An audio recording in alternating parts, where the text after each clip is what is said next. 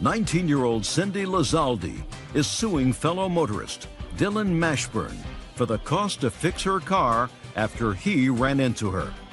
Miss Lazaldi, what do you do for a living? I'm a service cashier in a dealership in Long Beach. What kind of dealership? It's Cadillac dealership. How long have you been working there? I have been working there for about 7 months now. You sound unsure of yourself. I'm kind of nervous, sorry. Okay. So you work in a Cadillac dealership, and you've been there 7 months. Yeah, approximately. Who do you live with? I live with my boyfriend. What's his name? Mario Martinez. How long have you been with him? It's going to be 2 years next month. And you've been living together for 2 years? What does he do for a living? He is an insulator. He works for construction. Just the two of you live together? Yeah. You have an apartment with a lease? No, just renting an apartment. I know. Is there a lease on the apartment? No. What are you, month to month? Yeah. What kind of an apartment is it? Look, don't look over there. Just a regular apartment, I guess. How big is it? It's a 2-bedroom. And were you living there when you had the accident with Mr. Mashburn? Yes, I was. And were you living with Mario? I'm sorry? Were you living with your boyfriend? Yes, I was. His name is Mario, right? Mario, yeah. So you were living together? Mr. Mashburn was driving behind you, and there was an accident, and he hit you in the rear. You want him to pay for the damage to your car. Yes, I do. This happened in November 2007. Mr. Mashburn says that you really didn't want your bumper fixed, you wanted a date. That's his defense. With him. Which is really why I asked you all of these questions. Just in the event you were unsure of why I was asking you all of these questions, before I got to Mr. Mashburn's defense, I wanted to find out a little bit about you. Okay. So, Mr. Mashburn, tell me about the accident. Are your hands in your pockets? Yes. Take them out. Okay. Tell me about the accident, sir. Okay. It was November 21st, 2007. I was behind Cindy at a red light. We had pulled away from a red light. Pretty much instantly, she had stepped on her brakes. We were maybe going 2, 3, 4, 5 miles an hour, and then all of a sudden she steps on her brakes. I hit her. I'm as stunned as and I got hit in the back, and then I'm into her, and I'm thinking, how did this all happen all of a sudden? And I'm looking in front of her, and there was a bus on the other side of the intersection, which I didn't know if that was the cause of the accident. At the time of the accident, Cindy got out of her car in the middle of a busy intersection. Personally, I thought it was a smaller fender bender. You know, she seemed okay. I said, well, why don't we go down the road a little bit? There's some construction down the road, and we'll exchange information and go from there. In fact, there was even a policeman in the intersection who felt the accident was... Sorry. Don't tell me what the policeman felt, Okay, sir. sorry. I'm not interested in even what you feel. You're right, I didn't know what he felt. So we went in down the road, got out of her car, kind of looked over the damage a little bit. It didn't seem to me more than a... I want your defense. Now, Mr. Mashburn, we've already established that when you hit somebody in the rear, it's your fault. Right. So you hit her in the rear. She's going to show me pictures of the car or an estimate to have it fixed, which I assume she has. Right. You're going to tell me why it's not your responsibility to fix it. Sorry, Your Honor. At the It's time... okay, don't be sorry. Just get direct. Okay. At the time that we were exchanging information, you know, I had asked her, should we go ahead and go through the insurance companies? We looked over the damage. We both felt that it didn't seem... Excuse me, I felt, and it was my impression that she felt, the damage wasn't too significant. We didn't have a witness. The guy that hit me kept going. The bus, you know, probably didn't know what was going on as far as our situation, so we didn't have that to go off of.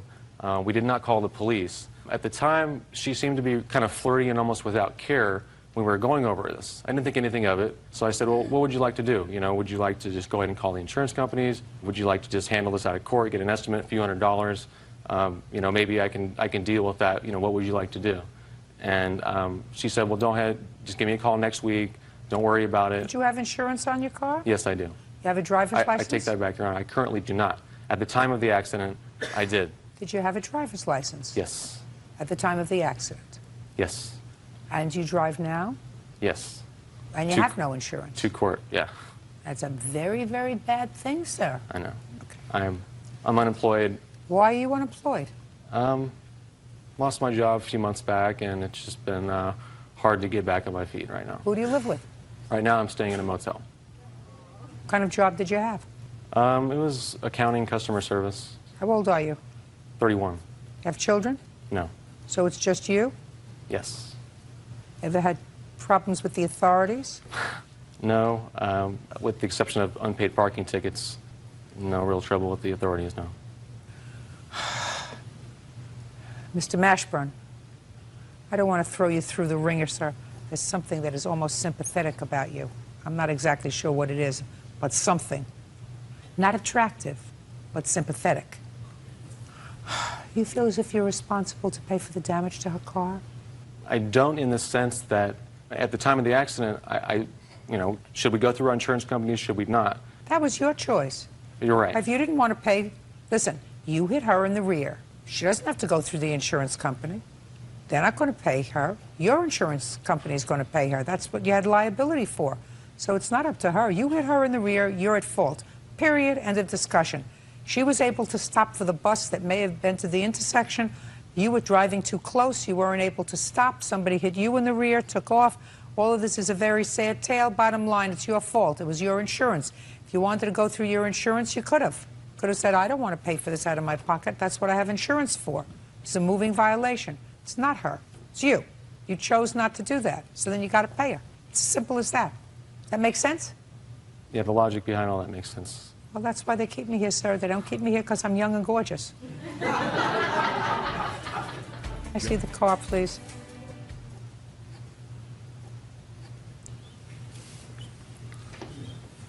Thank you. Oh, so you need a new bumper. Is that right? Yeah, I did. How much is a new bumper? There was an estimate for $1,400 just for the visual damages. Can I see it? Mm-hmm.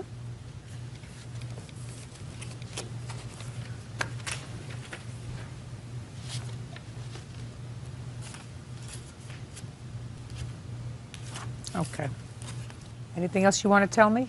Not necessarily. Okay. This accident happened in November of '07. The picture was taken February of 2008. Why? I didn't have a camera at that time. That's not a reason. Everybody has a camera. They have a cell phone with a camera. Half of the free world has a cell phone with a camera. Well, Why didn't you take the picture until February of '08? Well, I didn't need a reason to take pictures of. I didn't plan to take him on court because I thought he would, you know, commit to what he had promised me. Which was to pay for it? Mm-hmm. Okay. Judgment for the plaintiff in the amount of $1,400. That's all. Thank you. Rachel Cooper says she was assaulted during a custody exchange by her daughter's great aunt, Felicia Lisa West. Felicia claims Rachel is an unfit mother and is countersuing also for assault. Miss Cooper. Yes. Miss West is the paternal aunt of your baby. Yes. Who's the father of your baby? He's sitting right there. What's your name? Thomas Robinson. How old are you? I'm 24. Is this your only child? Yes. And since he's sitting over there, I assume you're not together. No. How old is your baby? She's 6 months. You have a drug problem? No, I don't. Have you used drugs? Yeah, before I had my baby. Have you used drugs after she was born? No. I drank a little bit, but... What was your drink of choice? Remy. Remy. Yes. Remy Martin. Cognac. It's pretty heavy stuff, isn't it? I guess, for my age. Who do you live with? I live with my mom now. Who else lives with your mother? My dad. Your lawsuit alleges that Miss West was babysitting for your daughter. You went to get her. Miss West refused to give her to you, and she assaulted you. Miss West says that when you came to pick up your daughter, you had been drinking. She felt that the child was at risk. She refused to give you the child. She says that you, in fact, assaulted her. So, when did Miss West start to babysit for your daughter? This was January 2nd. This was the first time she has ever babysitted for me. How old was your daughter at that time? She was born in November, so about 1.5 months. And why was Miss West babysitting for your daughter? Because I figured the father's family never sees a baby, so I figured, you know, let me give them a call so they could see her. So in turn, they came to pick me up, and she decided to watch the baby. She offered to take care of the baby. All right. She said what to you? She said, oh, I could watch her for you. You know, you could go out, have a good time. And did you do that? Yes. Second? Yes. What time? This was probably in the evening around 8 o'clock, 7, 8 o'clock. Good. When did you come back? I came back the next day. Where did you go that night? I was with her niece, Katie, and Lisa's daughter, and some of her nieces. Where did you sleep that night? At her sister's house. Okay, so the next day you came back on January the 3rd. Yes. What time? I came back around 10 o'clock in the morning. Go ahead. So I went over there, was with my baby for that whole day. Was Miss West at home? Yes, she was at home. Okay, keep going. So, anyways, that same day, she ends up telling me that, you know, it's time for me to go home. I said, okay. She says, but you could leave your baby here and I could watch her for you overnight. I said, oh, no, that's okay. You know, I could go home. She's like, are you sure you're going to be able to take care of the baby because you've been drinking? I said, of course I'll be able to take care of my baby. I'm fine. Had you been drinking on the 3rd? Yes, I was drinking a little bit. It was New Year's, so, yeah. No, the 3rd is not New Year's. Yeah. New Year's is December 31st. The 3rd is not New Year's. On the 3rd of January, had you been drinking? Yes. What were you drinking? The Remy? Yeah. And then you wanted to take the baby home? Yes, so. And she said no.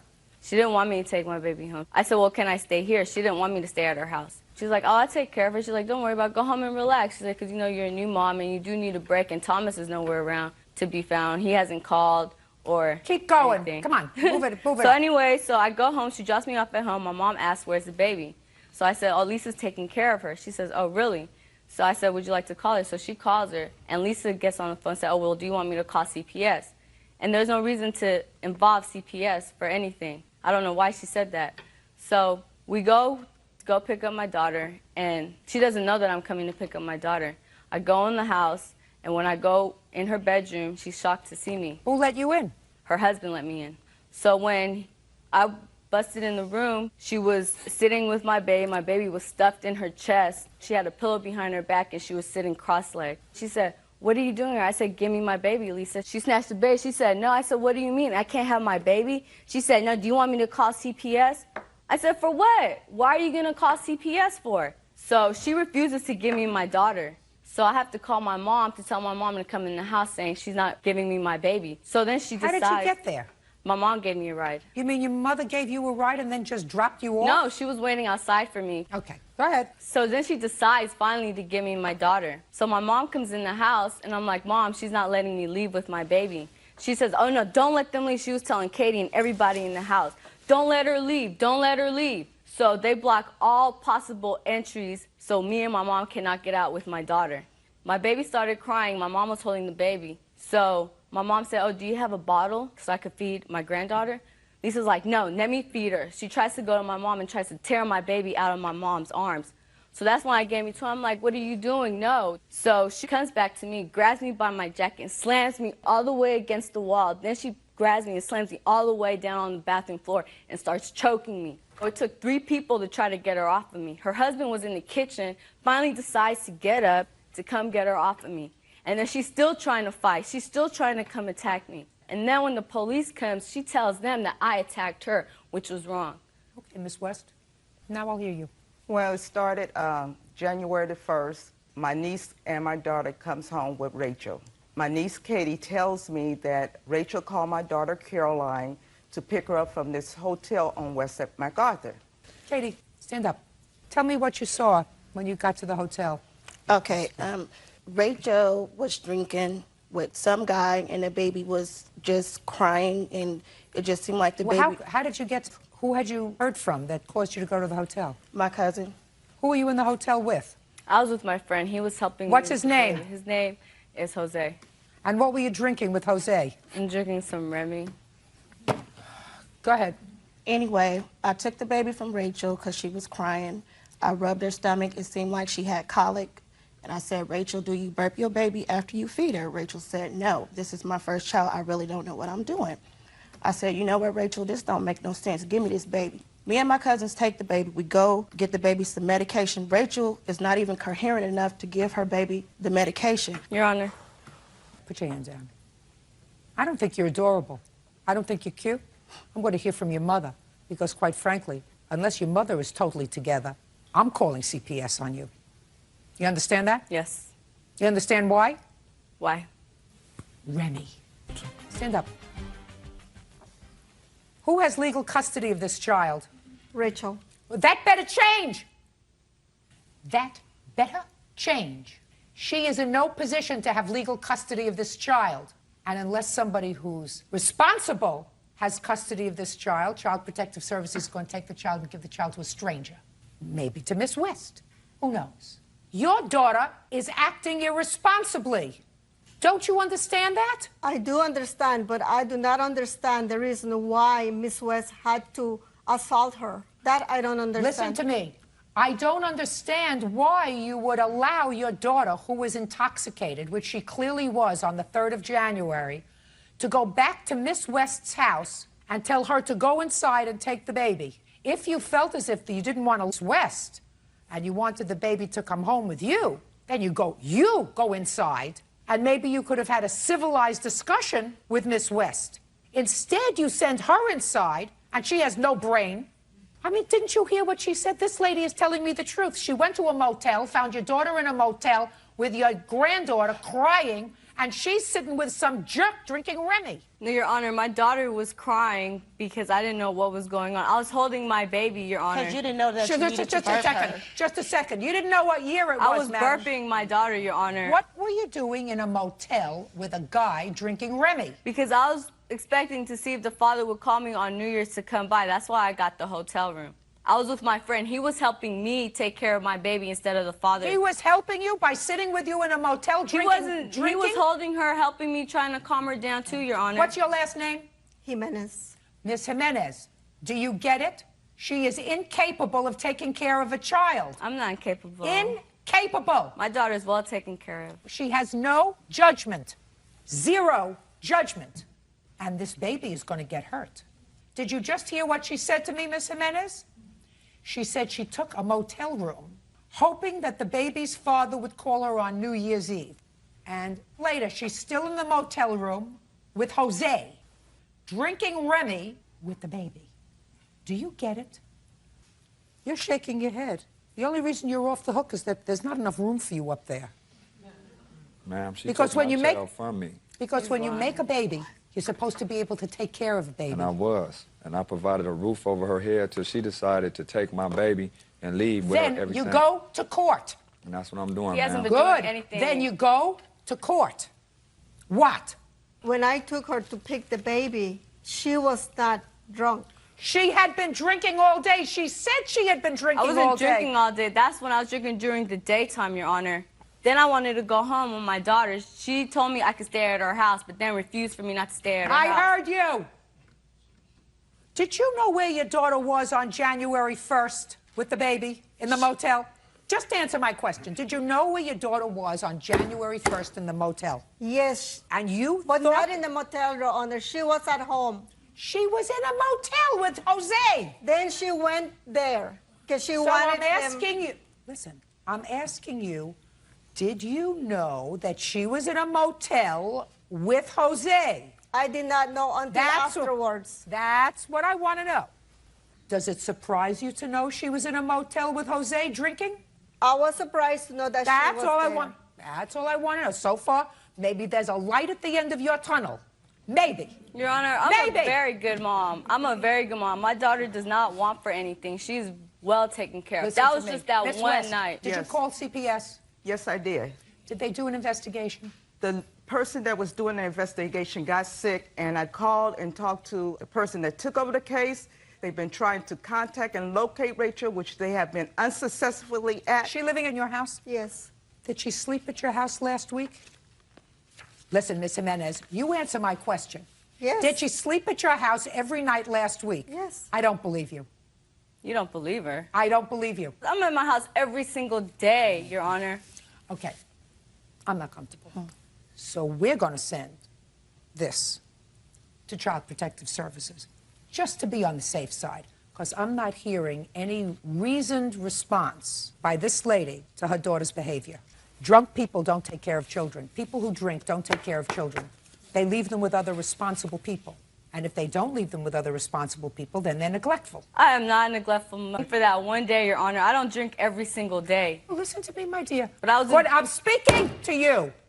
According to you, I only asked you about 3 days, January 1st, 2nd, and 3rd. And according to your testimony, you drank on January 1st, January 2nd, January 3rd. That's according to you. You say that she assaulted you? Yes. Tell me what she did. First of all, we all decided on January the 2nd that Rachel was still under the influence of alcohol and other substance abuse. We all decided that Rachel needed a little bit more time to get herself together. Therefore, my husband and I told Rachel we'd be more than happy to watch her until she get herself You together. didn't watch the baby? The child, yes. So Rachel said, but I want to stay. I said, well, Rachel, you can't stay because I don't have enough room to house you. So my husband and I drove her home. So that was that. So my husband and I proceeded back home, got home. Then she had called and said, I want to come and get my baby. I said, let me speak to your mother. So her mother got on the phone. I said, well, the baby is fine. I said, she's asleep, and David and I, which is my husband, is going to take care of the child. Then the mother said, no, the baby needs to be home with Rachel. No, Rachel needs to take care of her own baby. But I said, but Rachel's not in any condition at this time. I said, you really need to pay attention to your daughter. I said, take this time to really analyze your daughter. She said, well, it's nothing wrong with her. I said to myself, well, she's a fool. I said, Rachel is on drugs. I just came out and told the mother. The mother said, oh, that's what you say. Then she hung up the phone. Okay, there came a time that you came back to your house. Her mother brought her there. Now I want to skip to that point. Okay, when Rachel came to my house, I was in my bedroom. The baby was asleep, and Rachel came in there. I want my baby. I said, Rachel, I made it perfectly clear you're not in any conditions to see to this child. I said, you've been drinking for the last 3 days, and you've been smoking weed, crystal, what they call mushrooms. I said, you really need to just calm down, you know, get yourself together. She said, no, give me my baby, give me my baby. I said, Rachel, I can't give you your baby. I said, anyway, how did you get here? She said, my mother brought me. I said, well, I need to talk to your mother then. So I told my husband, David, to go out there and see was her mother actually out there. Then Rachel would say, no, no, just give me my baby, just give me my baby. I said, Rachel, I'm here to help you. I don't want to call the police and report you to CPS. I said, you're not leaving me any alternative. At that point, her mother came in. Then I gave her the baby. Then I talked to her mother, Tina. I said, Rachel is not in any condition to provide for this child, but if you tell me that you're going to take care of this baby and be solely responsible for this child, I can give the child to you. Then she said, well, that's Rachel's responsibility. I'll help her. I said, oh, no. I said, you're going to tell me you're going to help her? I said, she can't help herself at this time. So mother said, I'm leaving, we leaving. Then I said, no, you have to wait for the police. So Rachel was behind me, and she said, no, no, get away from my baby. Get away from, I'm taking my baby. And popped me upside the head. She's lying, Your Honor. I don't want to hear you. So I said, you have to stay for the police. So then she bopped me again. I said, now, wait a minute. Are you fighting? And then she just took off, and I said, I just had gasket bypass surgery. I'm not strong. And she just commenced on, so, hey, I'm going to defend my stomach and everything. Gotcha. Gotcha. You know what a hair follicle test is? What's that? Oh, they pick the hair. Yeah. We take a piece of your hair, and the hair will tell us whether, in the past year, you have used any drugs, and if you've used alcohol, how much. You prepared to take a hair follicle test? I feel that there's no reason to You take prepared. My question is, that requires a yes or a no answer. You say that you did not use drugs, and you don't have an alcohol problem. So my question to you is, are you prepared to take a hair follicle test that requires a yes or a no answer? No, I'm not going to take a hair Right. follicle test. For what? Correct. I'm here for the fact that this woman assaulted me. I don't She's believe lying. she assaulted you. She did assault me, Your Honor. This woman is lying through her teeth, Your Honor. Miss Cooper, now your mother knows. If I said to you, Miss Jimenez, I have serious questions as to whether or not you abuse drugs, and I can find that out very easily. Are you prepared to give us a strand of hair so we can do a hair follicle test? What would you say to me? Yes. Of course. What did your daughter say to me? She said no. Do you know why? I've been in this business for 40 years. I know why. But Your Copy Honor, of that. Shh, I'm speaking.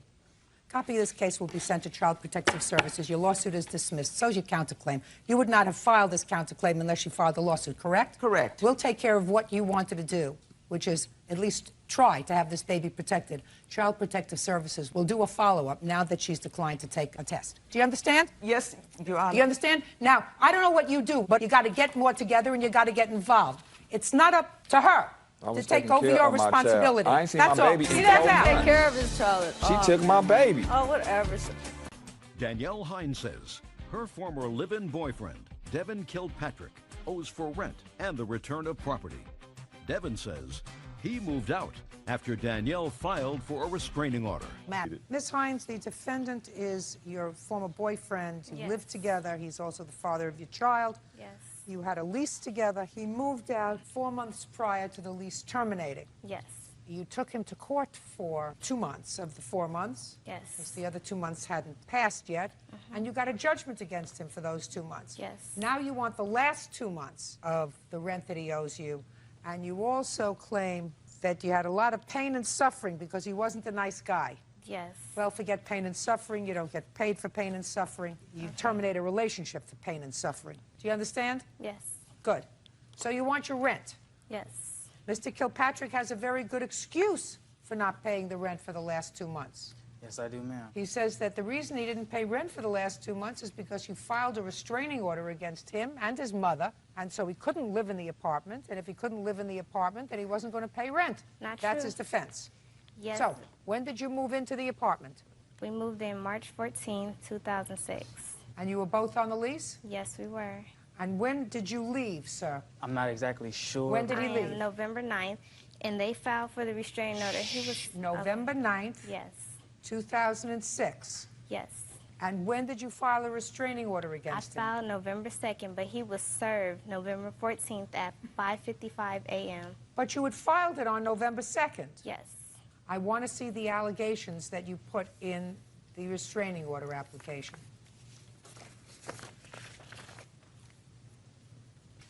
Thank you.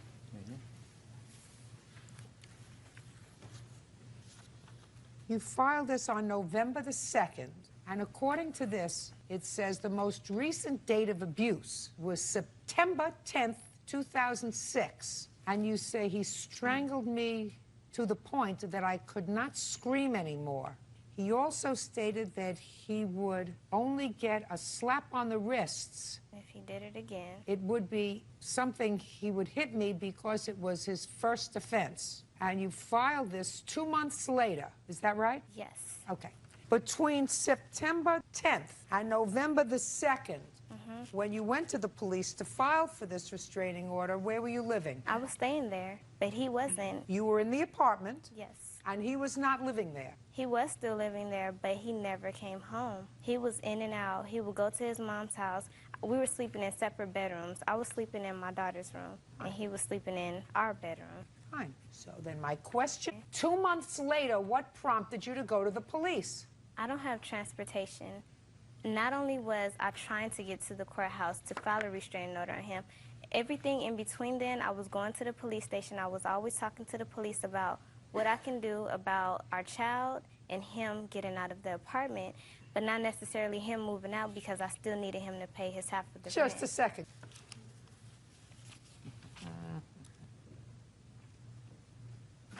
You asked for, in your restraining order, a stay-away order asking that he may not be within 15 feet from you. How was he supposed to be within 15 feet from you if he was still living in the apartment? Because at the time, whenever he would come home, he would go in his room, and I'll either be sleeping in the living room on the floor or in our bedroom. Listen, did you want him out of the apartment or in the apartment? I wanted him to stay because he was still on Then the there was lease. no reason for you to file for a protective order. I just It's didn't want him to nonsense. hit me again. You said that the last time he put his hands on you was when he choked you 2 months before. That's what you swore to in here. Yes. So that there had to be a reason, 2 months later, that you went to the police, you managed to find your way to the police. Yes. And file this protective order. I went to the courthouse to file that. Listen, you're not being honest with me. He moved out, he had a right to move out, he would have been crazy to stay there. Absolutely insane to stay there with a protective order. When all you have to do is pick up the phone, call the police, they come, they arrest him, and all you have to do is say he threatened me, and he finds himself in jail. So he would be insane to stay in the apartment. May I please say something? Sure. It says right here that he was not even served. He didn't even know I had a restraining order on him until after. I'm telling you. It doesn't make any difference whether he knew or not, madam. You knew. Yes. So how dare you come here knowing that you had the restraining order, that you didn't serve on him for another couple of days, but you knew you had it, Yes. and still want him to pay rent? Because his name was still on the lease. I did not ask Devin to leave. They said 15 feet because his name was still on the lease. They could not kick him out. I had no choice. I didn't want him to put his hands on me again, Judge. Good. I was afraid. I didn't know what else to do. I understand. You should have left. Should have left. But you can't go get a restraining order on him and say you have to stay in the house, despite the fact that I have a restraining order on you. Okay. So now you are like my prisoner. You look at me cross-eyed, I'm going to call the police. Whether he did anything bad to you in September or not, I don't know. Certainly you didn't go to the police in September. So he would be nuts to stay with you. And now you come to court and you say, I want him to pay the rent. Yes, because... When he did nothing to you in November, nothing to you in October, nothing to you 3 weeks in September. If I believe that you got into a fight and he put his hands on you in September, I'm not condoning that. Okay. And if you put him out right away, I would have said, okay. Okay. And if I believed that he choked you in September, I would have said, you're bad. You have to pay the rent. Okay. But when you wait 2 months, there's something else going on. I tried. Okay, I I'm did trying everything- to. Believe No, me, I'm Judge, trying. I did everything I could to get to the police department. I went throughout the month of October to get information on what I could do because he's the father of my child. I was trying to ask for information about child custody and what I could do about everything. I'm not talking about child custody. I know I'm what talking domestic violence. I'm talking about a restraining order. Okay. Not child custody, not support, not anything else. Just about the fact that you were in abject fear of him and in need of a protective order that excluded him from the house. Because not to be within 15 feet of you is a ridiculous order against somebody that you expect to live in the apartment with you. Ridiculous. I'm telling you, you cannot live with somebody with a restraining order and expect them to stay in the apartment. Because of the way the laws are recognized now, all you have to do is call the police and say, he looked at me cross-eyed, I want him arrested. And then he's there on a violation of a protective order, which allows them to incarcerate him for up to 6 months by just looking at you cross-eyed. But those were not my intentions. Oh, listen, I don't care what your intentions were or not. The fact is you did have a restraining order against him, and he was perfectly right to leave because you didn't go and file that restraining order at the time you allege he hurt you. You waited 2 months. So there was some other agenda that you had, and I don't know what that was because you look at me, like you don't understand what I'm talking about. But then you were served with the restraining order and you came back into the apartment with your mother. No, not my mother. When? Around, I guess, a week later. After you were served? Yeah, I came, I got all my stuff, and then that was it. Not true. You came and you got some of your stuff, included the refrigerator. Yeah. Yes. Well, that's what she's annoyed at because the refrigerator, she said, was given to both of you as a couple by your mother. She didn't give it to us both as a couple. I don't care. Yeah, she did at the time because you were both eating out of the refrigerator, I assume. But he's allowed to keep the refrigerator. It was not a week later. It was the same day because I had to purchase a refrigerator the very same day. I have the receipt with the date. But I don't understand what you want, and I don't understand what your pain and suffering is. Because I almost had a miscarriage. I had to be taken out of school literally. On November 29th, my doctor had to write me an excuse because I had to keep on being rushed to the hospital. And I have all the hospital papers stating that I had You have a hospital paper that says it's his fault that you almost had a miscarriage? Well, it was stress. Of course it's stressful. Life is stressful, madam. Life is stressful. Yes, it is. Life is stressful. You don't want to be stressed until you're sure about somebody. You shouldn't get pregnant by them. Actually, those were my intentions either. Well, it's not your intentions. That what you do is you take care. But I was on birth control. I have the papers proving that I was on birth control. You would like to see it? Well, I suggest you sue the birth control company because it failed. Listen to me, Miss Hines. Are you living in the apartment now by yourself? Yes. No. Well, how are you supporting yourself? I had money that was saved up, and I spent all that money on the rent. How old are you? I'm 20 and a half. So why don't you go to your father or your mother's house? You're 20 years old and you have a baby. He should pay child support, but he's not going to support you. You're not his wife. No, He said he'll contribute to the support of his child. He absolutely should do that. But he's Are you paying not. child support? No, not yet. Why not? She just, I don't know, she just filed it, I guess. She doesn't have to file it. Did you see your baby? Yeah. Well, no. You have to take care of your baby. I see him when I can. I work about 6 days a week, so I can't be there all the time. Well, if you work 6 days a week, then what you should do is you should have enough money to help support him. But he And you don't doesn't. need a court order to tell you that, sir. Do you understand? I should see the money coming out of your wallet right now. Please, for some diapers. I would like some diapers. Listen for to our me. son. Don't talk to him. Okay, I won't. I should see money coming out of your wallet now. Did you hear what I said? I heard you. Get it out. Don't have none in my wallet. How could a man who works 6 days a week not have any money in their wallet? I don't keep money in my wallet. Where do you keep it? In the bank. Good. How much money do you have in the bank? don't know. Well, I've got news for you, sir. When ultimately you're going to want to see this child, and the tape of this is going to be available for her, for whatever, you get no sympathy from me if a father needs a court order to tell him that he's supposed to pay child support. Court's not supposed to tell you that. And here is supposed to tell you that. Do you understand? So the support should be forthcoming. You don't have to pay anything for rent. Because she wanted to live alone, she filed for a protective order against you. And if that's the case, then she pays the rent. Got it? Okay. And if you don't want to pay the rent, go home to your mother. Or get a job and start supporting yourself. I will. Good.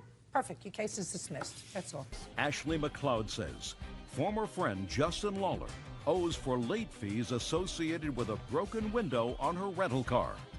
Ashley says police officers were forced to break into the car after Justin passed out drunk. Miss McLeod, you and the defendant were friends. It's my understanding that you wanted to take a little day road trip together.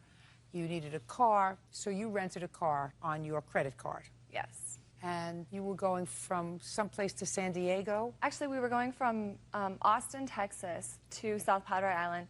And Justin had told me that he had to be on the rental car agreement because I couldn't rent the car by myself because I was under 21. Okay, but the car was leased with your credit card? Yeah.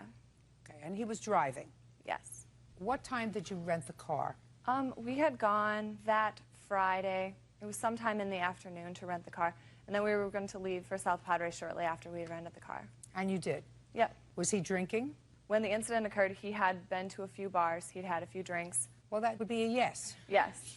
To make a long story short, what happened was he took the car to go from one place to another. I don't know where you were going. But according to you pulled the car over and fell asleep, but fell into a dead sleep coma because the police came up to the car and they tried to wake you. It was actually parked in a parking spot. They tried to wake you, and they couldn't wake you from this deep coma sleep.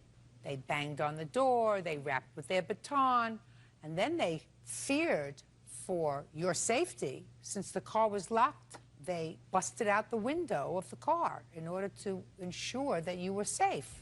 Ashley McLeod says former friend Justin Lawler owes for late fees associated in her rental car.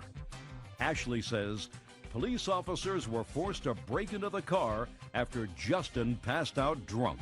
Now, the car had to be taken in to be fixed. You paid for the window, but it took time, and she was charged $500 extra on her credit card that she feels as if you're responsible for, because but for the fact that you fell asleep in the car, it wouldn't have happened.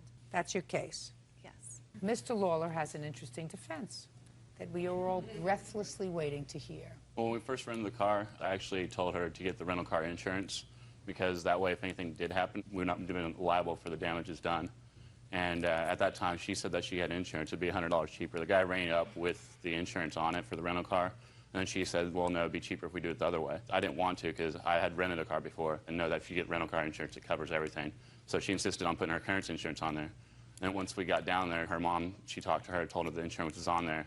And then her mom said if anything happened to that car, that their insurance would get dropped. So the insurance didn't cover the actual damages done at all. Can I say something? What? No! Oh, sorry. I'm not finished with him yet. Sorry. So let me understand his defense. His defense is she should have taken out the insurance. That's your defense. Yes, ma'am. Sounds right to you?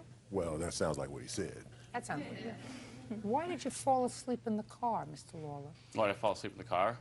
Just a second. Is there an echo in here? I know that you think that it's going to give you an opportunity to think of a reason. He wasn't sleeping. Sorry. I'll get back to you. Why did you fall asleep in the car?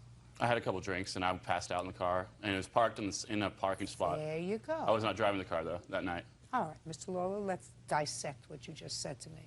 Okay. You think that because you talk fast, that I'm not going to be able to dissect what you said to me? Okay. So you had had a few drinks and you passed out in the car. I pulled the car over. I didn't drink. Yes, That's what you just said. Had a few drinks. Now, where did you do this drinking? I had a couple hotel rooms. Not in bars. You were in hotel rooms. No, I was actually... Sorry. Who were you in hotel rooms with? Just different kids we were selling tickets for our Akon party that next day. How many different hotel rooms had you been in drinking that night? Just a couple, actually. Same hotel? Just different ones. Different hotels? Yes. How did you get there from one to the other? Drove. I drove. The first one, yes. Just a minute. I drove. And how'd you get to the second one? The second one?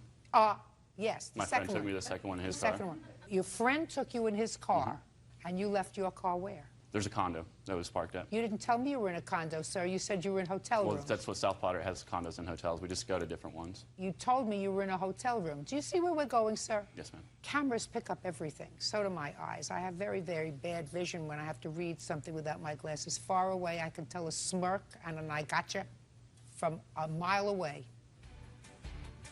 What do you do for a living? I'm a promoter for a production company. They're usually pretty glib and pretty light on their feet. Promoters. I've been promoting myself for 3 times as long as you're alive. You owe her for the car, and you're going to pay her for the car because it was your fault. Even though the insurance... Your fault! Nobody laid you down, pried open your mouth, and poured alcohol down your throat. Nobody told you to fall asleep in the car. Nobody told you not to tell your friend, would you please take me back to one of these condos where I'm supposed to be staying tonight? Nobody told you any of that. You were drunk. You drove a car drunk. You passed out in the car. Your fault. You pay for it. The remaining charges that he owes me for is $541.63. Did you pay for your half of the rental? Yes. Okay. Judgment for the plaintiff in the amount of $541.63. Thank you very much. That's all. George Heath claims neighbor 17-year-old Marquise Peppers falsely accused him of being a pedophile and then assaulted him. Mr. Heath, Mrs. Coleman is your neighbor, and this is her son. Affirmative. Affirmative. You are 17. Yes, ma'am. But large for your age. Yes. And it is your claim that Miss Coleman's son assaulted you. Assault and battery, ma'am. Depends on where you live. And you want to be compensated. Miss Coleman and her son say that you started it, and he just finished it. So, what's your first name? Marquise. How long have you and Mr. Heath been neighbors? I don't know how long he's lived there, but I lived there for 2 years. How long have you been there, Mr. Heath? Since May of 2006. So a little less than a year. Affirmative. A year. Have you gotten along for that year that you've been living there? Up until recently. What happened recently, Mr. Heath? On April 25th of 2007, I was outside my door. Mr. Peppers was also outside his door. He was calling me a pedophile. He was saying I should never, never, never say the name of his little sister. I admit I may have started behavior that was more of an interest to a proctologist. But I don't know what you mean by that, sir. I was upset that being called a pedophile after 30 years of being a registered nurse here in California. So he was calling you names and told you never to mention the name of his sister. What did you say to him? Well, he challenged his authority by claiming that if I said the name of his sister one more time, that he would beat me down. Being that I was very upset because of the general rumor within the neighborhood of me being a pedophile, I did say her name. Her name is Sanji. And then what happened? I repeated it a few times as he came So you taunted closer. him. You were a grown-up. Yes, I was an angry You were a grown-up. grown-up. You were an angry grown-up. Yes. And he had called you a vile name. Quite, ahead. especially when I have no record anywhere. I understand you have no record anywhere. Okay. Got it. So you were taunting him, and what did he do? He pushed me, and then, you know... How did he push you, Mr. Heath? I do believe, I will take his word for it, that he belly bumped me. Okay. I turned to catch myself, and I was struck on the back. I cannot say exactly if it was him or his friend LJ, but I did sustain an injury to my back. Him? He was right next to him, shoulder to shoulder. So they both came over to you after you had repeated his sister's name several times. Affirmative. And he belly bumped you. When you turned around, somebody hit you in the back. Yes, well, turning around in that, I was trying to catch myself as I was falling. And as a result of that, were you injured? Yes, I have a report from my chiropractor that I have injuries from T6, that's thoracic spine vertebrae 6 to 7. These were significant enough for me not to be able to work for 2 months, which I have documentation from my employer of such. All right, Mr. Pep, let me hear you, sir. Yes, ma'am. On the day of that incident, the day before, we had got into like 2 days before we got into an argument. About what? I was sitting outside because my friends stayed next door to him. And I was sitting outside talking to them, and then my sister... Talking to whom? My friends that stay next door to him. And so I'm sitting outside, and then my mom calls me, and she sent my sister to come get me. And my sister comes, and she says, Marquise, your mom wants you. And then so he reaches over, and she's in between these stairs. He reaches over and pats her on the head. And I say, man, don't touch my sister. Why not? Because, like, I don't know what it is, but ever since he's moved there, I've been, like, you know, real uncomfortable around him. And he's, like, he acts real, you know, friendly and stuff towards kids, like, you know, little girls. And I just, with my sister, I keep, you know, I'm overprotective about my sister. And so... But he just touched her on the top of the head. I know, but it was, like, the way how he did it. Like, you know, he rubbed his hand through her hair. And, like, you know, and I didn't like the way it happened, but I wasn't disrespectful to him. I just said, can you don't Fine. touch my sister? You said, don't touch my sister. That's all you said to him. Yeah, but as I said that, my mom walked out, and I told her what happened. And then so they got into an argument. Did you get into an argument, Miss Coleman, with him? As I walked out, I heard George yelling at my son. And all I heard was the end of the conversation, and I asked him... What did you hear? He was calling my son ignorant and a pervert for saying what he said or whatever. Well, did you say anything to him? I said, don't touch my sister's head, and he called me a pervert because he said that I was looking at him as that, like, I don't know why he said it, but he just called me a pervert because I told him not to touch my sister. And then? That's when I came out. Yes. And I heard them arguing, and my son said, George touched Sanji, and that's when I went to tell him he doesn't have to put his hands on her, do not touch her. Did your son tell you how he touched her? No, well, the thing... Well, why didn't you get that information, Miss Coleman? I did. When I came over, he said he touched Sanji on the head. And right then, when she said he touched Sanji, I just verbally told him, you know, to keep his hands off my daughter, and I asked my children to come into our yard. Okay, so that was a couple of days before. Yes, ma'am. And then what happened, Mr. Pepper? And then the day of the incident, we were outside, you know, we played basketball and all of that outside, and George comes out and was playing the guitar to the little girl in the window, and I was just sitting there. Playing a guitar? Yeah, playing a guitar and singing to her. But he's sitting there playing a guitar to her, and that's not my relative or anything, so I didn't say anything about that. And somehow he got into an argument with other kids that was on the block, and so they were arguing, and somehow they said to him something about, oh, you touch kids and stuff. And he was like, yeah, I touch a lot of kids. And he started naming off kids on the street, like girls and stuff that he's touched. And then he somehow said Sanji's name, my sister. And then so that was when I got into the conversation. I asked him, I said, man, don't talk about my sister. Did you call him a pedophile? No, I've never called him a pedophile. Did you call him a pervert? No, I've never called him a pervert. What did you call him? I didn't call him anything. I just said, do not touch my sister. Okay. And what did he say to you? And he got into an argument with me, calling me a pervert and that I'm immature and stuff because I'm calling him out on stuff. And I'm like, you know, I didn't say anything. All I said was, don't touch my sister. And then so we're sitting here, we're arguing. And I stepped back, and my friend was with me also, and he was talking to him. He was like, there's no need for you to say her name. And I pulled him back, and George says it again. He was like, oh, what do you mean, Sanji? And I was like, don't say her name. And then so he takes off his glasses, and he untucks his shirt, and he steps up to me, and he says, what do you mean, Sanji? Sanji, Sanji? And so I had chest bumped him, and he, you know, it was like a fake stumble type, and he just stumbled back and hit the wall and purposely fell to the ground. And he made a lot of like weird noise and stuff that, you know, it could tell that it was being act. And like some kids was laughing at him and stuff because he was acting it out. And his wife said, I'm calling the police. And then so I looked at him, and then I turned around and my sister was calling me. So I turned around, picked up my sister, and then I told my friend, I was like, let's go. And then we walked to his house. Mr. Pepper. Yes, ma'am. What facts do you have that suggest to you that Mr. Heath's intentions with regard to the kids who play in the neighborhood, either singing to them or patting your sister on the head, is anything other than just genuine caring for children? It's because of the way like he does it. It's like it's real weird. You know, I don't feel comfortable around him. And for that, I don't feel like my sister should be around him. I've never been disrespectful to him or anything. You assaulted him, sir. No, ma'am, but yes, you prior to the did. incident, you assaulted him, sir. He was taunting you, which is not very smart of a grown-up man to do. Yes, ma'am. Not very smart to a big 17-year-old, you know, who certainly outweighs him and certainly outmuscles him. But you have no right to put your body on him.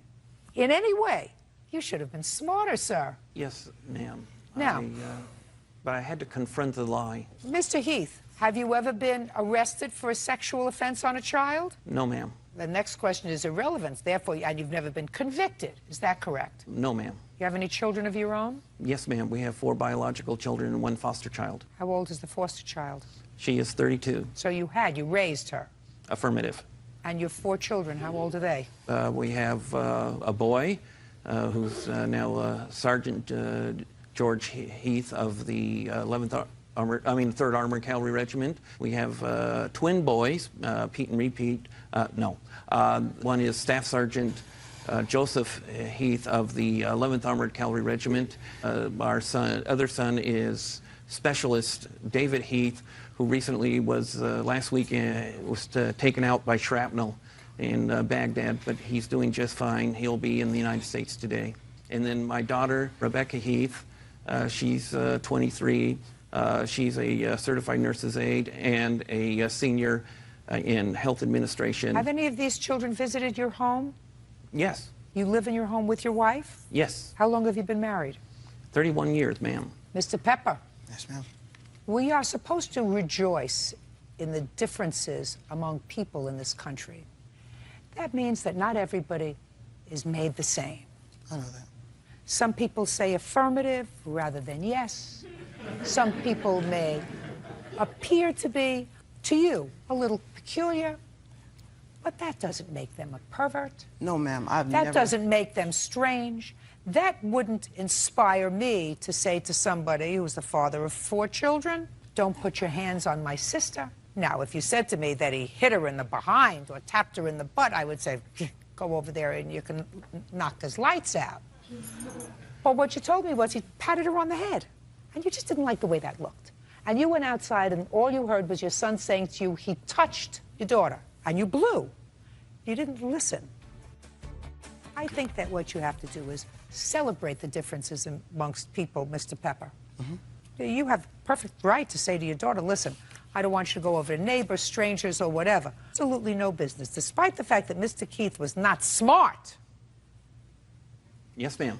Has no right to go over there and chest bump him, belly bump him, or whatever other kind of bump him he did. His lawsuit asks for $1,700. He's going to get that. You have a counterclaim.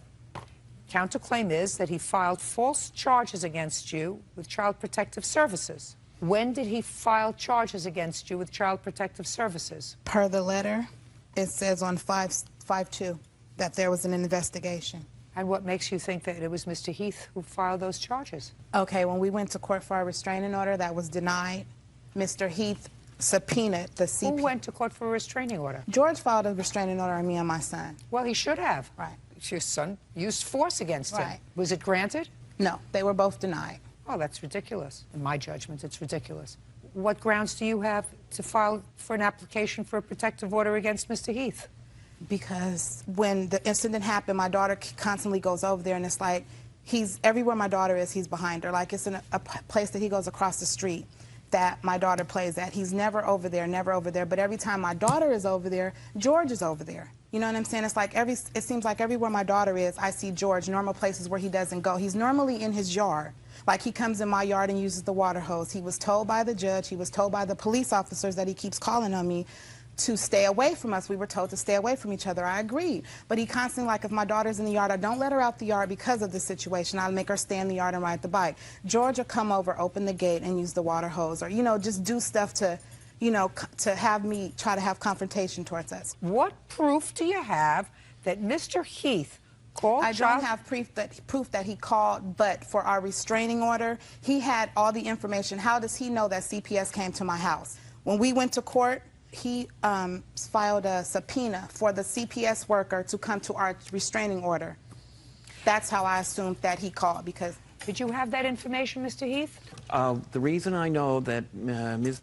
Johnson is a child protective worker is that she was at Ms. Coleman's door, and when I saw her, and I said, I don't think Ms. Coleman's there. She asked, you know, who are you? I identified myself and where I live, and then she identified herself, And we went into my apartment and we had a discussion concerning, well, actually, one of the things we discussed is whether or not I am a pedophile. Obviously, I'm here, not arrested, so she felt there was no basis for the allegation that I'm a pedophile. Did you make a call to Child Protective Services, sir? Can I leave that under confidentiality? See what I'm saying? Well, yes you or see, no? I'll answer if you, no, if well, you want me to. The point is, Mr. Heath, if you had grounds in your judgment to place a call to Child Protective Services, because that's her counterclaim, she says that you had no basis. She believes that you did call. Okay, that would be a different question. Would I have, if I called, would I have a basis? The answer is yes, I would. Well, tell me what basis you had if you had called. Okay. Got it. I'm sorry, I don't consider that very funny. The basis I have is that I have seen her use the most unusual type of child rearing, curse words at her daughter. I've seen her with an open hand strike her daughter in the head. Also, I am quite suspicious that her daughter has some type of minimal brain damage. I'm not sure if it's cerebral palsy. Shh, quiet. You can't be quiet, you'll leave. Do you understand? Good.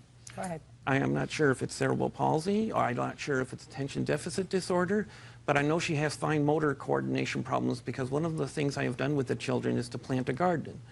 And when Sanji came up to plant, she could not follow my simple instructions that I could get children half her age to do. So I am just... Put your hand down.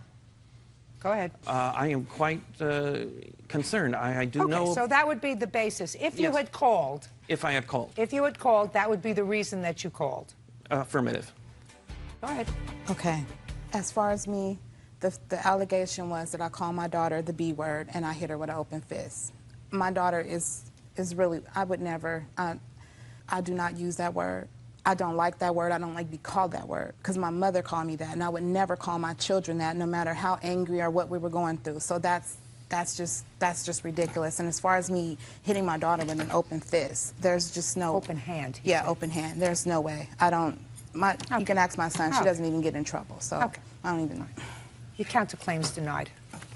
You owe Mr. Heath $1,700, which is what he's asking for this assault.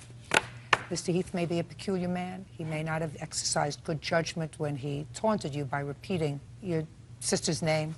It doesn't give you license to put your hand or your body, and you have a big body, sir, on another human being. You have no right to do that. As I said, there is no indication today that Mr. Heath is anything other than maybe a slight bit odd. I resemble that remark. Right. But that's it. And we celebrate that kind of stuff in this country. You have an absolute right to say to your daughter, I don't want you to play with Mr. Heath. I don't want you alone with him. Don't go to his house. But you can't put your hands on him. Do you get it? Yes, ma'am. Judgment for the plaintiff in the amount of $1,700. That's all. Parties are excused. You may step out. Devin Fowler claims ex-husband Jason Fowler fraudulently cashed her student loan check.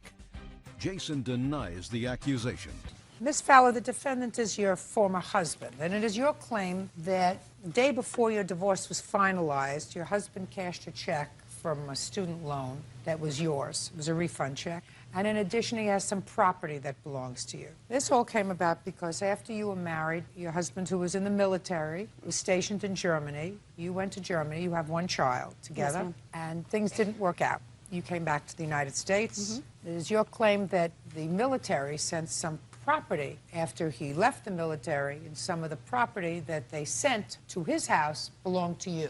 That's correct. Your former husband says that he did, in fact, deposit that check into a bank account. It was a joint bank account, that you withdrew that money from the bank account. And as far as the property is concerned, you had said to him on more than one occasion that you had no interest in any of the property that you didn't take with you when you left Germany. Yes, ma'am. When were you married?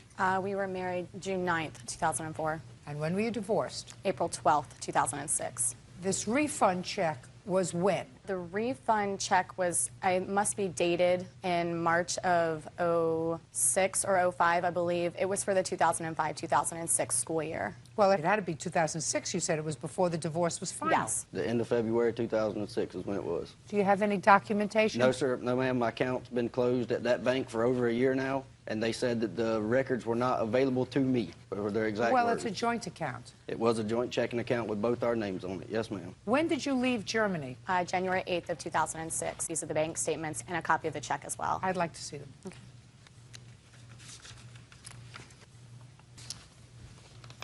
Because, Mr. Fowler, you would agree that if you deposited the check into the account, which is what you said you did, Yes, ma'am. if that same amount was withdrawn by the plaintiff, the bank statement would indicate that, correct? Yes, ma'am. And I haven't seen it yet. But if it doesn't indicate that that same amount was withdrawn, you would say that you were mistaken, right? Yes, ma'am.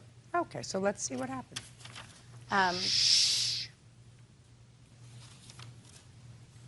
The two of you had separated at that point, is that right? Yes, ma'am. What were you doing forging her name to this check? She asked me to.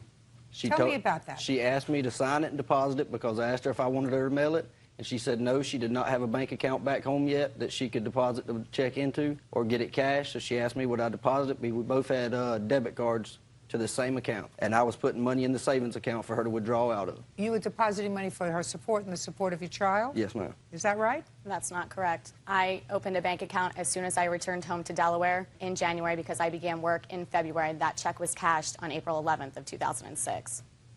ATM withdrawal, AMT, SH transfer. What does that mean? It means that when he deposited that check, he transferred it into the savings account. On April 11th. On April 11th, were you speaking to each other? I mean, the divorce was finalized on April 12th. Probably not, to be very honest with you, Your Honor. I'd like you to take a look at this, sir. It appears as if you deposited this check on April 11th, and then it was transferred to another account. To our savings account where she could get the money out with her debit card in Delaware. Well, then you should have a joint savings account, sir. Do you have that? Oh, we had one at the time.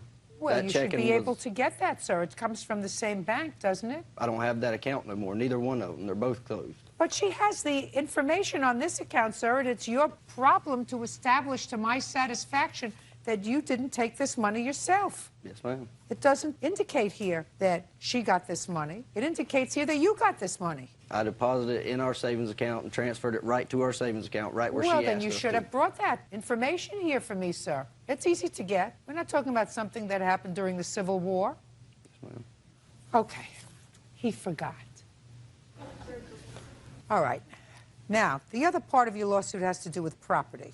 Yes, ma'am. What property? There are some personal property items that when... You know, I'm relatively unimpressed by this property baloney. You understand that? Yes. Okay, because I think you're a smart gal. Why don't you tell me why I'm unimpressed with this property? Because it's just property. Because if you wanted it, you should have taken it with you. At that point in time, I could not, ma'am. Why? Because all I could take were the suitcases. I was only allowed a certain number of suitcases. You don't have to take it with you. You ship it. He was supposed to do that, Your Honor. What about you? You're leaving. You say, this is mine. This is yours. You pack it up and you send it. 2 years later, you don't come to court and cry because you don't have what? A music box? What do you want? Just what's mine. What? It's clothing, shoes. Should have taken your clothing and shoes with I you. took He as doesn't much as have. I could. He doesn't have your clothing and shoes anymore. I guarantee you, he's not using them. I hope not. He doesn't have them anymore. What else? Items of You're our out sons. of style anyway. Items of our sons. What? Toys, clothing. Your son grew out of the clothing from 2006. Yes, ma'am. And he doesn't play with the same toys. No, he does not. So what are you making a big deal about? Well, we've actually been fighting over this since the shipment arrived last May. It's over. What else are you fighting about with him? Back child support. But the state of Delaware is handling that. It's already been handled and arranged to make payments. I've got my child support comes directly out of my with whatever's paid to go back because I was stupid and sent her cash instead of sending her a check every month. So that was my own stupidity, and I admit that. But I'm paying the back child. Listen to me. I know. Why did you send her cash? You mean you put cash in an envelope? Yes, ma'am. You put cash in an envelope. It's illegal. I know. Right? I'm 6'2".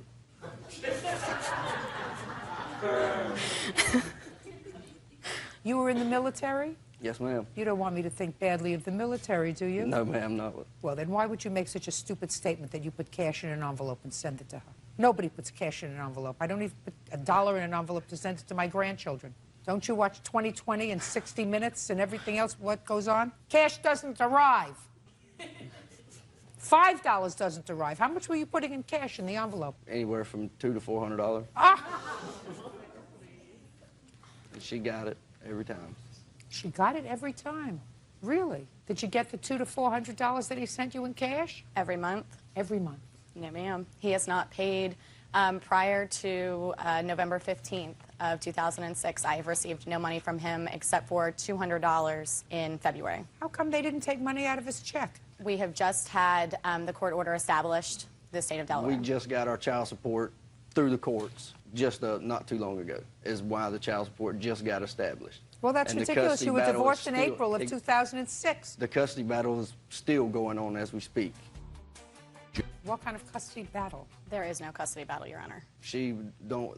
Last year for his birthday, I drove 12 hours from where I live in Georgia to Delaware to see him on his birthday and got to spend 4 hours with him, at which she walked around the mall with me and my oldest son and Harley and my fiance, now, she wasn't at the time, and wasn't with him at all. Why did you bring your girlfriend with you? Because it's a long drive and she helped me drive. And we had just gotten off work. We went up there in 2 days and came right back. Went up there and came right, I mean, it was just a round-robin trip just to see him for his birthday. Where did you move to when you left Germany? I moved back to Delaware and with my parents, who've been very supportive. Where had you married? In Delaware. Delaware. In Delaware? Mm-hmm. And where had you met him? In Delaware. In Delaware. Where did you move to? Georgia. Georgia? Yes, ma'am. Well, listen to me. If I had a child and I wanted to be near my child, a child that was born in Delaware, where I married in Delaware, where I lived in Delaware, I wouldn't have moved to Georgia. I got another son in Florida also, so Well, then you I just got to moved learn back to home. keep That's it all I zipped, did. sir, or at I least don't get have it to worry about- geographically suitable. I got it taken care of. Geographically suitable. Yes, You ma'am. want to pollinate half the civilized world, sir? I would suggest you do it in the same state. You owe $1,046.09. That's all. Thank you. Thank you. Taylor Davy claims ex-roommate Camelia Hansen owes for rent and bills. Camelia is countersuing, claiming Taylor and another roommate stole her clothes. All rise. Yeah, this is case number 76 on the calendar in the matter of Davy versus Hansen. Thank you. You're welcome, Judge. Parties have been sworn in, Your Honor. You may be seated. Folks, have a Who are seat. the three roommates? Raise your paws. Very good.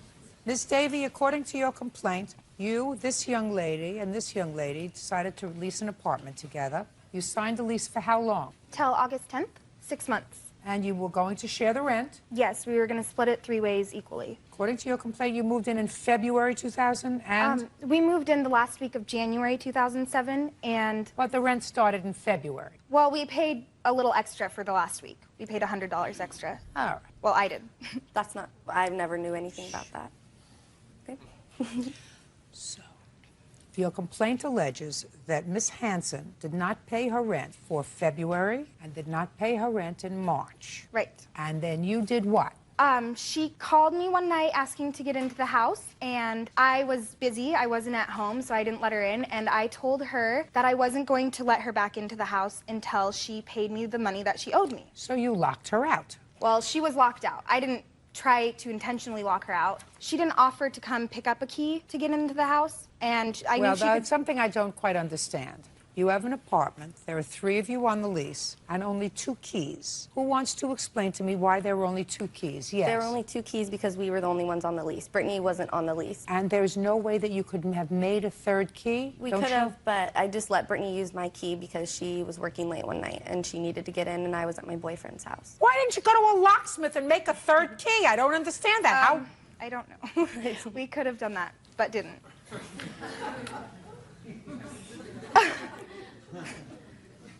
Anyway. So we you didn't have locked her the out. 3 keys. You She locked was her locked out. out. You locked her out, and now you want your rent. Yeah, she owes me Fine. for 2 months of Okay. rent. Now, Ms. Hansen says that she told you that she could not afford February's rent, and then she was going to pay you in March, but you locked her out first. But Actually, the beginning Your of Honor- that didn't require an answer. Well, I'm speaking. that statement was incorrect. Well, I said what she said happened is this. So now you have to be quiet. You have to sort of dust out the cobwebs. Now I'm telling you what her defense is. Do you understand? I do. She has a counterclaim. She says that you locked her out but took her property, took her clothes. And she can prove that because some of the clothes that belong to her you are wearing on a website on the internet. Not Taylor, Brittany was. Brittany, one of whatever. And she wants her clothes back. That doesn't Now, have anything to do with me. that also didn't require an answer. How old are you? I'm 19. Was that a question or an answer? An answer? And what do you do for a living? I waitress and cook at the World Cafe. And what do you do, Miss Anson? I work at a coffee shop. And you? I'm front desk clerk at the Holiday Inn. How old are you? 19. 19. You moved out when in March? The very first week of March. Give me the date. I think it was the 2nd. No, it wasn't. No. No, I think... No, let's not play with each other. You didn't pay I- March's rent on the 1st, you didn't pay March's rent on the 2nd. When did you call her and tell her you wanted to get into the house? It was the first Thursday of March, so... I have down that happened on the 7th of March. Sounds right. Okay, well then I was Not the 1st or 2nd. So you lived there 1st, 2nd, 3rd, 4th, 5th, and 6th. Why didn't you pay March's rent? Because the rent was due on the 6th, and I told her that I couldn't give her March rent until like that weekend. Because Why? Because my mom was giving me money for it because I didn't have a job at the time. And my mom Why got did paid you that move into an weekend. apartment if you didn't have a job? Because they needed me to be on the lease to get the apartment. Well, they because didn't. Listen Brittany to couldn't me, get on Miss the lease. Hanson. They don't need an unemployed teenager to sign on the lease. Listen to me carefully. They don't need an unemployed teenager to sign on a lease in order for a landlord to say, oh, now they're really responsible because we have 3 teenagers, only one of whom has a job, maybe. That's not why they needed you to sign on, unless you had a job. No, not the leasing company needed me to sign on. Taylor needed me to sign on the lease so she could get the apartment because Brittany couldn't get a co-signer and I got a co-signer. Who co-signed for you? My mom. Oh, That's great. false. Perfect. I wouldn't have been able to get on the lease without a co-signer. But she forged the co-signers. That's so. not true at all. Cute. They're cute. They should still be home and under somebody else's roof, but they're cute. Listen, you have to pay rent. You live in an apartment, you have to pay rent. I totally agree. Right, so you owe February and March's rent. I didn't live there for March. She kicked me out at the beginning No, of March. you lived there the first week in March. Then I would have paid her the first week of March, that like day by day that I lived there, but they kicked me out of my house. No, listen to me. I'm going to get to your counterclaim in a second. Okay. You may not be disappointed, but I have to explain to you that when you live in an apartment, you can't be a baby.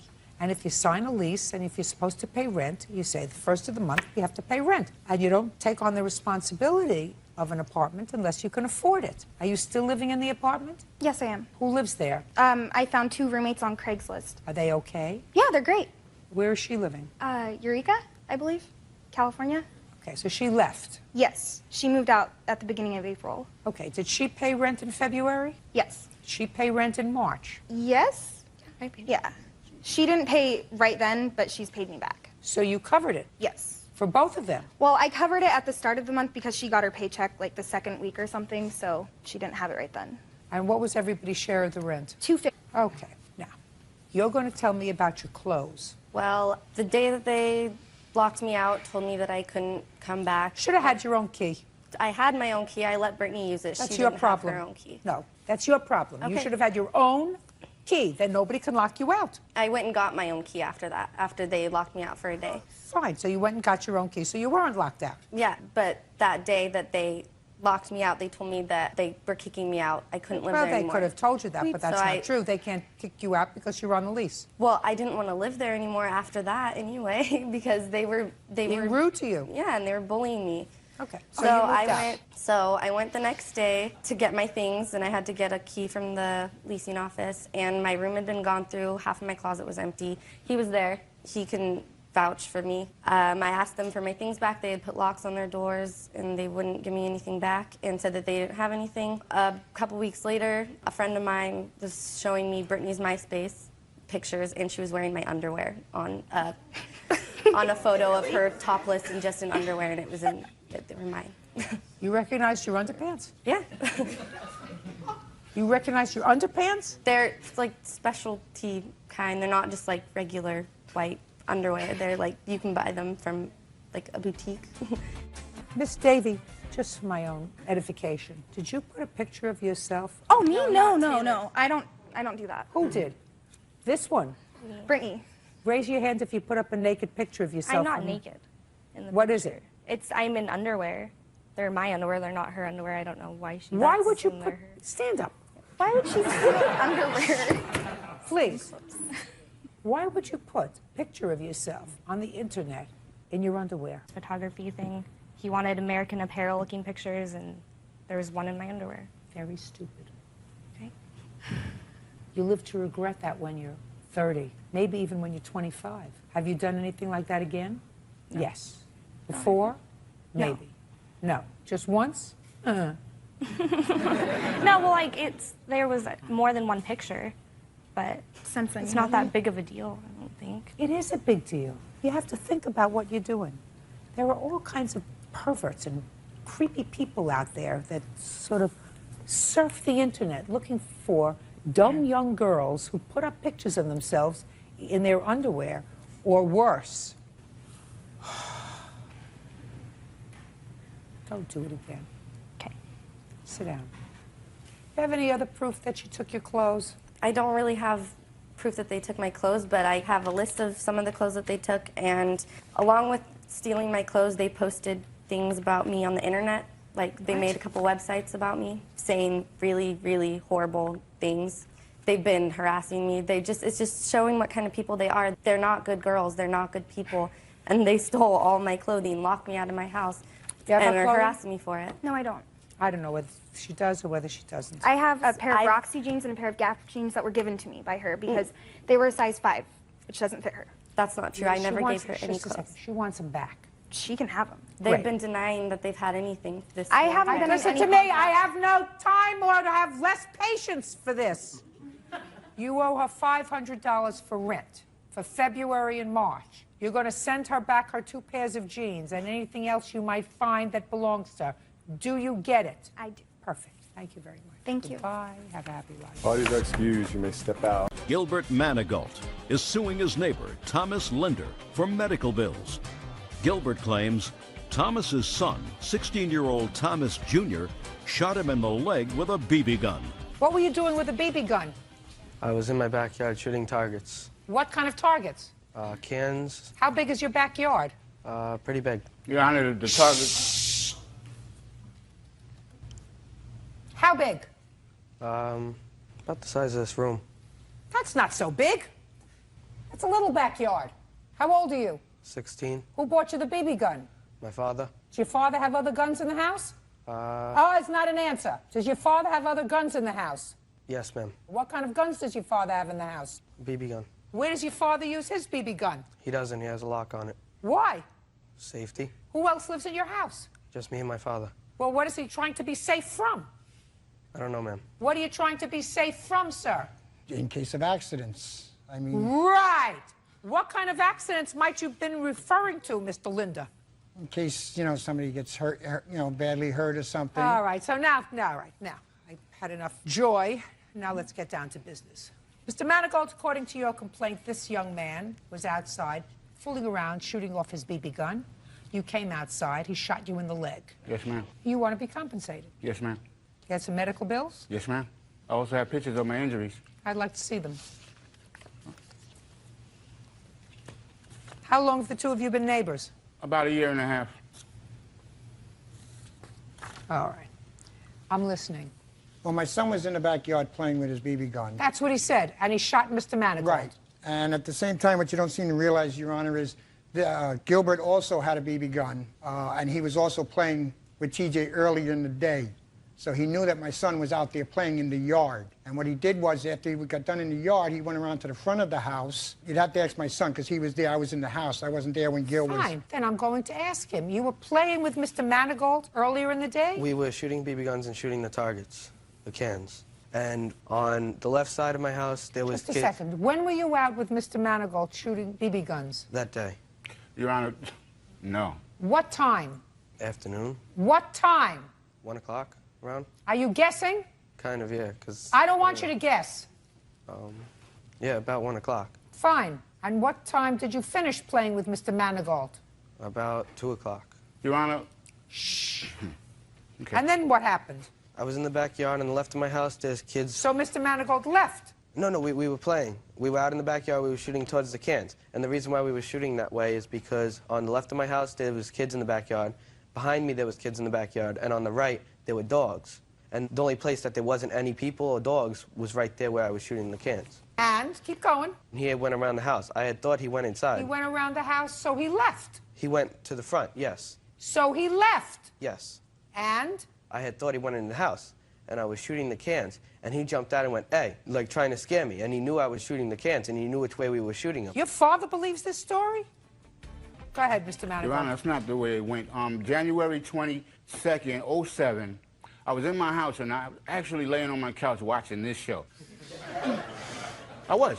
So I'm watching this show, and I kept hearing this pinging noise on my air conditioner that's in back of my couch in my living room. So I got up and I went outside to see what it was. I didn't see anybody in the front.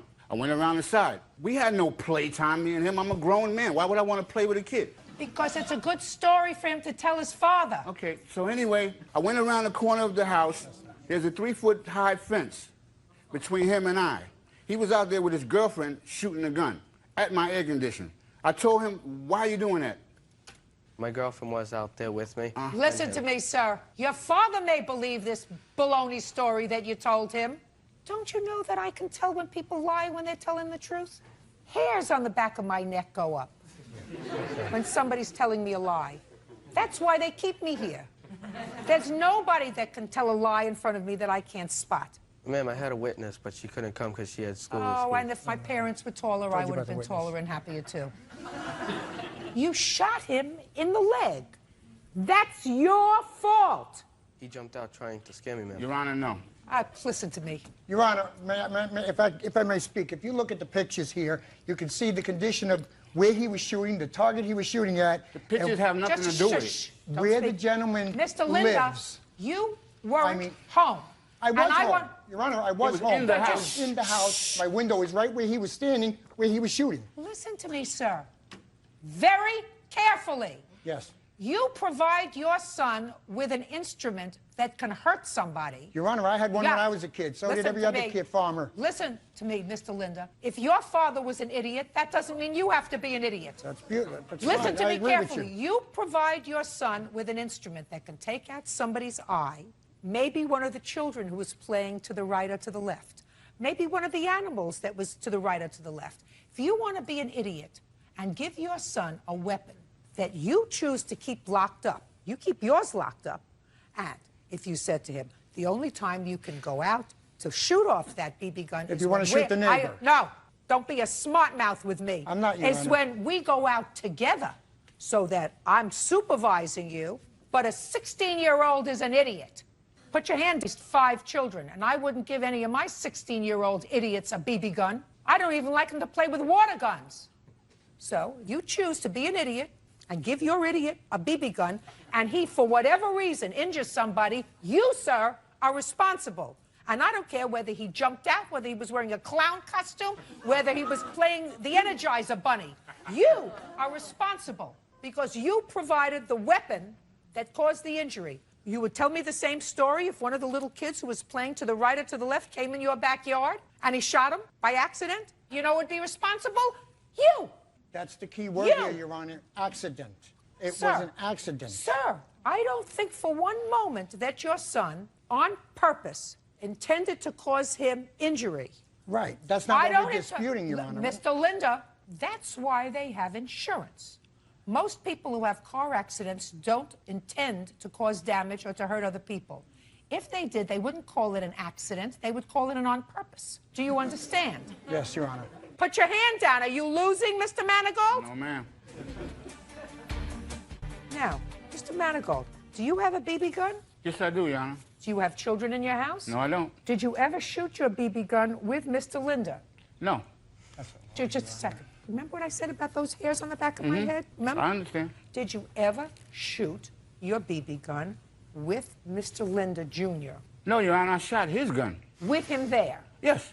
Fine. So you had, for want of another word, played with him together. I don't know if you can call it play, but... Whatever. I don't know why you would keep a BB gun in the house. Who is this? That's my witness. That's my girlfriend. That's your girlfriend. You Yeah. don't shoot her in the house, do you? No. So I don't... Your Honor, I bought that gun several years ago, and I've never used it. Why don't you get rid of it?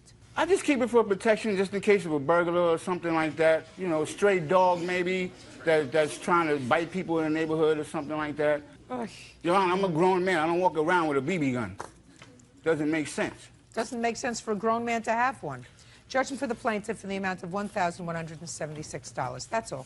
Step out. Parties are excused. You may step out. Kelvin Sarden claims former friend Megan Foote drove his car recklessly and crashed it. Megan says the accident was the car's fault.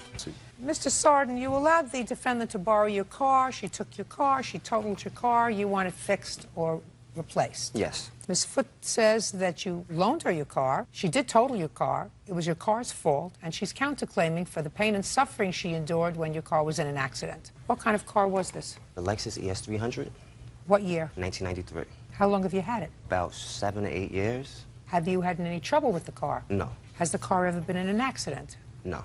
You have it serviced regularly? Yes. And it has never been in a reported accident other than this one? No.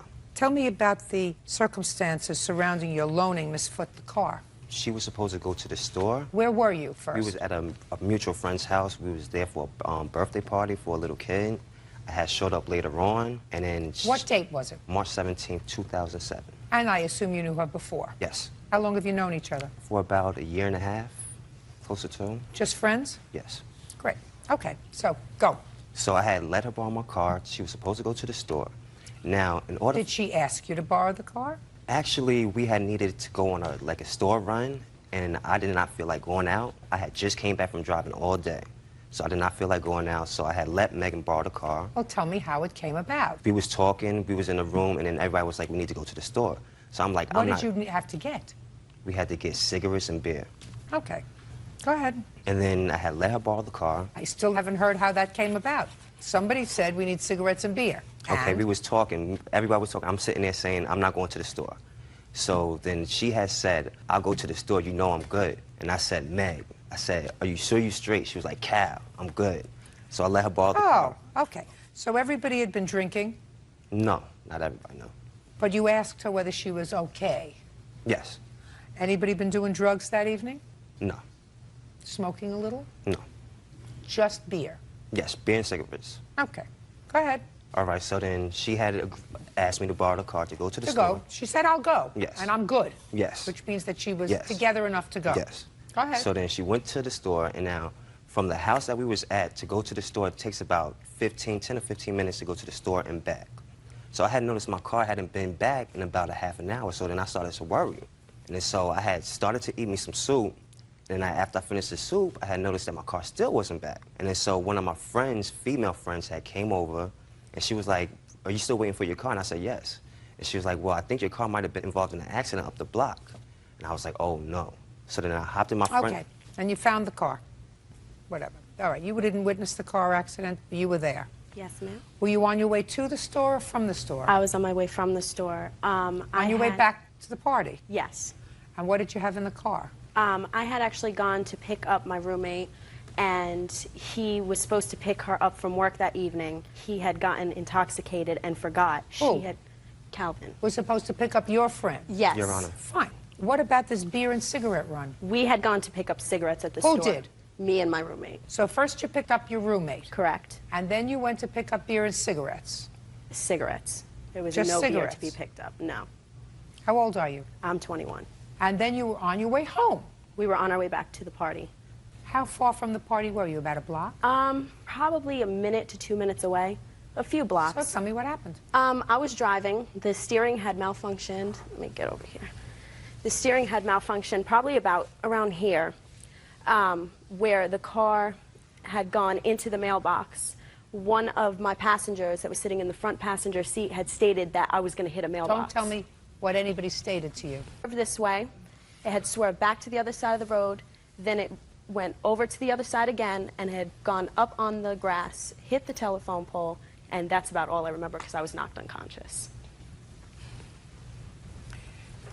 You have a driver's license? Yes, I do. You have a car? Not at the time, no, I did not have a vehicle. Did you ever have a vehicle? Yes. What happened to the car? I had sold it because of personal issues. Sold it why? I had been going, I'm a single mother, and I was more concerned about caring for my child at the time. The car was not in my expenses. It wasn't in my means at the time, so I sold the vehicle so I was able to accommodate my son as properly needed. You work? Yes, I do. How do you get to work? I have a vehicle now. I went and purchased a vehicle about a couple months ago. This happened in March. Correct. A couple of months ago is April, May. Right. I purchased the vehicle in May. When had you sold your other vehicle? That was, what, November of 2006? From November until 2006 until May, what did you do? I had family members helping me out. My brother lent me his car every now and then. Well, how did you get to work every day? I would have my family members drop me off to work. Who do you live with? I live with my roommate. She talks very, very fast on her feet. Yana, But I don't believe everything that you're saying to me. You understand that? Yes, I do. You understand that? You know, because if something doesn't make sense, there's always that slight hesitation. Right. So you can always tell when somebody is giving you a line. Right. Making things up as they're going. You understand what I'm saying to you? Yes, I do. Perfect.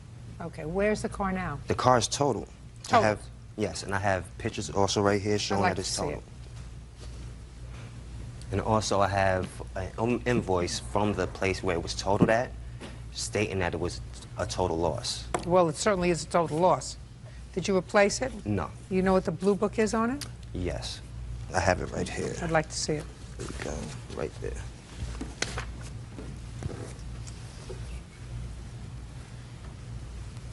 And also, Your Honor, just to make you aware, in that area, it's a 30-mile-per-hour zone, and I have pictures of that showing that it's a 30-mile-per-hour zone. I'd like to see that. Yes. Because this wasn't a 30-mile-per-hour accident. No way. Now, how fast were you going? To be honest with you, I don't really recall, but I was never given a speeding ticket. Were you taken to the hospital? I refused the ambulance ride because I didn't know what kind of situation he had as far as insurance. I didn't want to put him into financial debt. What, are you kidding me? You didn't go to the hospital because you probably had a high blood alcohol level. I was never given a sobriety test. I didn't ask you that. Also, Your Honor, I have in my police report where it says that she had slid 144 feet. Also, if you was doing about 50 miles per hour, you would have been able to stop at around 175 Well, you don't have any expert testimony. She doesn't have any expert witness, do you? Are you a mechanic? Friend, you're not a mechanic, are you? You have any proof that there was something wrong with his car? No, I do not. Your Honor? What? I do have an eyewitness that was in the vehicle with me that saw the steering malfunction and lock up on me. Before or after you slammed on the brakes? Before. Oh, really? Love to hear that witness. Love to hear that witness. Do I stand up? Are you sure you want to do this? Are you sure you want to do this? The question is... I was there. Are and you I did sure see you want to do this, is my question. Fine. Yes. Over here. Your last name? Rosado. Miss Rosado, what arrangements had you made to go to the party?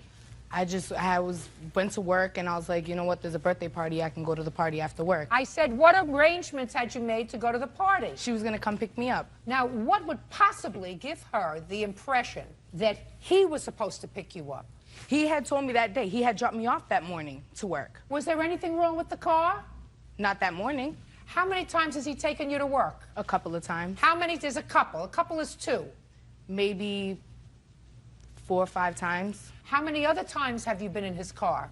A lot of times. Ever had any steering problems? One time we were in the vehicle and he was like, did you guys feel that? It was his car basically what he was trying to say was his car was messed up when we was in the car. Don't tell me basically what he was trying to say, madam. Tell me about what happened. We was in the car one day and we was driving on the highway. I believe they was on the highway. And we was on the highway and he was like, wow, did you guys feel that? He's like, I have to get my car fixed. When was that? The day before we had the accident. But it had nothing to do with the steering. Maybe not. I'm not sure. I don't know nothing about cars, Yana. Listen to me. The day before the accident, so he said to you, wow, something's wrong with the car. But yet you got in the car that morning for him to take you to work. That's true. Why would you put your life in your hands like that? Don't know. Only a stupid person would do that. You're not a stupid person, are you? No. Now, you want to tell me what you observed on the 17th of March? We was in the vehicle. We was driving on Pritchard, which is the road. How fast were you going? I don't know, Your Honor. Well, let me ask you this. Were you going 30 miles an hour, 40 miles an hour, 60 miles an hour? I wasn't the passenger. I was in the back seat. I wasn't, I wasn't looking at the speedometer. You don't have to look at the speedometer to know whether you were going 30 miles an hour or 60 miles an hour. I wasn't paying attention, Your Honor. Perfect. Then you can sit down. You weren't paying attention. I'm not interested in what you have to say. Anything else you wanted to say to me? Yes, he signed up for an insurance policy where he knew he was only covered for him to drive his vehicle if anything were to happen in a situation like this. My question is, why would you let someone use your car when you know you're not insured if anything were to happen in your vehicle? The question is whether you were driving negligently. No, Your Honor, I wasn't. That was sort of a rhetorical question. There's no question in my mind that you were speeding. Based upon the damage to this vehicle, there's no question in my mind that you were going over and above the speed limit. There's also no question in my mind that you had had something to drink that night. It's irrelevant, therefore, whether or not he had insurance that covered you. And if you got hurt, you shouldn't have driven too fast, and you shouldn't have had anything to drink while you were driving. That's the price that you pay when you act stupid. Meanwhile, you have to replace his car. Judgment for the plaintiff in the amount of $5,000, that's all. Thank you, Your Honor. Parties are excused. You may step out. Gina Guy says ex-boyfriend Richard Archer owes for a loan to have emergency dental work done. Richard says Gina gave him the money. Miss Guy, Mr. Archer was a boyfriend of yours, and you claimed that you made a loan to him for some dental work. He did not repay the loan, and in addition, when you tried to collect after you had terminated the relationship, he began harassing you. He says that the money that you gave him for his dental work was a gift. There was never any discussion of him repaying the money for the dental work, and that you are actually harassing him. Mr. Archer, when did you and Miss Guy start a relationship? We started a relationship towards late during the summer, probably around August. September 12th, Your Honor. Is that what it was, September 12th? Of what? September 12th of 2008. Did you at any time during that relationship live together? No. When was it, Mr. Archer, that you found yourself in need of dental work? Actually, we were in the pool one day, Your Honor. In the pool? Yeah, in her swimming pool. And she brought up that she was going to go in and have some dental work done and get some cleaning done. And she was scheduling appointments for her daughter. And I said, well, yeah, that's something I got to get done when I have the money, when I'm financially capable of having it done. And she says, well, I really got a good dental plan down the street here. Why don't we get you in? And I said, well, I don't have the money to do this right now. So, right now wouldn't be a good time. A few weeks went by. She kept encouraging me to go in there. So finally I went in there. What did you go in for? Basically just x-rays and a cleaning. And it turned out that I needed a root canal and some fillings as well. Did you have any pain, Mr. Archer? No, I didn't have any pain at the time. How did you know that you had problems that required a root canal? I didn't know that I needed a root canal until they started getting in there and digging in my mouth. So they seen that on the x-rays, they seen that I needed a root canal. And then that's when it was brought to our attention, the total amount, which was $1,717. So first the dentist took the x-rays. Correct. And I should tell you, Mr. Archer, so that you don't feel as if you've been coerced or fooled. Okay. Both my father and my brother are dentists. Okay. So first they took x-rays. Okay, yes. And after the x-rays were taken, you had a consultation? I had a consultation. With whom? With the dentist. Who was present during the consultation? Present in the consultation was me and the dentist and the RDA, and then they had notified her. Don't tell me who they notified. Okay. All I asked you was who was present during the consultation. Just the dentist and the RDA. They told you that the bill was $1,717. Correct. That's the work we were looking at. And what was the next thing that you did? The next thing I did was just said stop right there, and they notified her. That Don't tell me what they notified. That's hearsay. I said stop right there, Your Honor. And did you leave? No, I didn't. I stayed in the chair. What did you stay in the chair for? I stayed in the chair so they could contact her and let her know. Who told them to contact her? It's not an answer. She did. She told them to contact her after your x-rays? Doesn't look like I'm getting any water. Is that what you think? Yeah, well, you usually No. don't need water right away. No, just my mouth is dry. Would you get Mr. Archer? Maybe there's water in that carafe. He seems not to have any water. No, They want Judge to be Judy, included. she told me to call her and let her know what the bill was going to be. Okay? It's all in the wrist. Thank you. Thank you. So she told you to call her and let her know what the bill was going to be. Did you call her? Yes. You just told me that they called her. And they called her too as well. No. When did you call her? Right there, right after they called her. Well, why wouldn't you call her? Well, actually, because I had a bunch of cotton in my mouth at the time. Well, you had just had a consultation with them. Well, yeah, they just came in and the cotton was still in my mouth and they were just explaining to me on the computer. Cotton and was giving me- still in your mouth from what? From them lodging things in there, my gums were bleeding. No, they just took x-rays. Yeah, because they had the x-ray pieces in my mouth in there and it disrupted some of my gums. No, it must have been a lousy dentist. Actually, a really good dentist. Absolutely not. I never had bleeding gums from taking x-rays. Okay. You ever have bleeding gums from taking an x-ray? No. Taking x? No. Doesn't happen. Mr. Rocha, you are so full of baloney. Now that we've finished Once Upon a Time, Thank you. and the Three Bears and Goldilocks, how come you got involved with his dental work?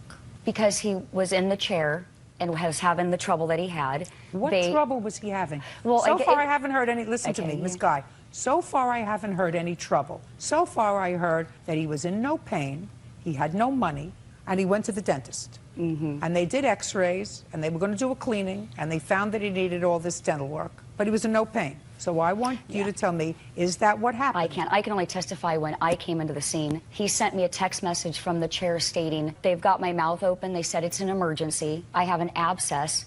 That's why he went in, because he was in pain in his mouth. That's what you Thank said in your complaint. I did. That's why I'm saying that was what happened. So he had pain. Exactly. So when did he tell you he had pain for the first time? For the first time when when we were dating, at some point he said, I'm having a lot of pain in my mouth. So he made an appointment to follow through on the pain that he was having in his mouth. You suggested your dentist? I suggested my dentist. I had a dentist. My house is across the street from where my girls and I have our own plan. I'm a single mom. I can't put people on my plan. So that's where my girls and I go. What kind of work do you do, Miss Guy? I own a fitness ministry, Praise Aerobics. And what do you do, Mr. Rocha? I'm a master physical trainer. Do you work in her place? Is that how you met? At the time, I was helping her, yes. When was the last time you worked for Miss Guy? It's not an answer, Mr. 2 weeks Rocha. before December. He never worked for me, just so I can state that. He Oh, was no, never an but I employee. Did not work for me. He was not a paid employee, no. That's not true. Do you get a check from her or cash? Actually, at the time, I was doing a lot of things for her. And Like she what? Well, I was teaching her spine elongation techniques and helping her with her back because she has a spine injury. And I was teaching yoga and stretching classes for her clients as well. For her clients in her establishment? Correct. And you were compensated for that?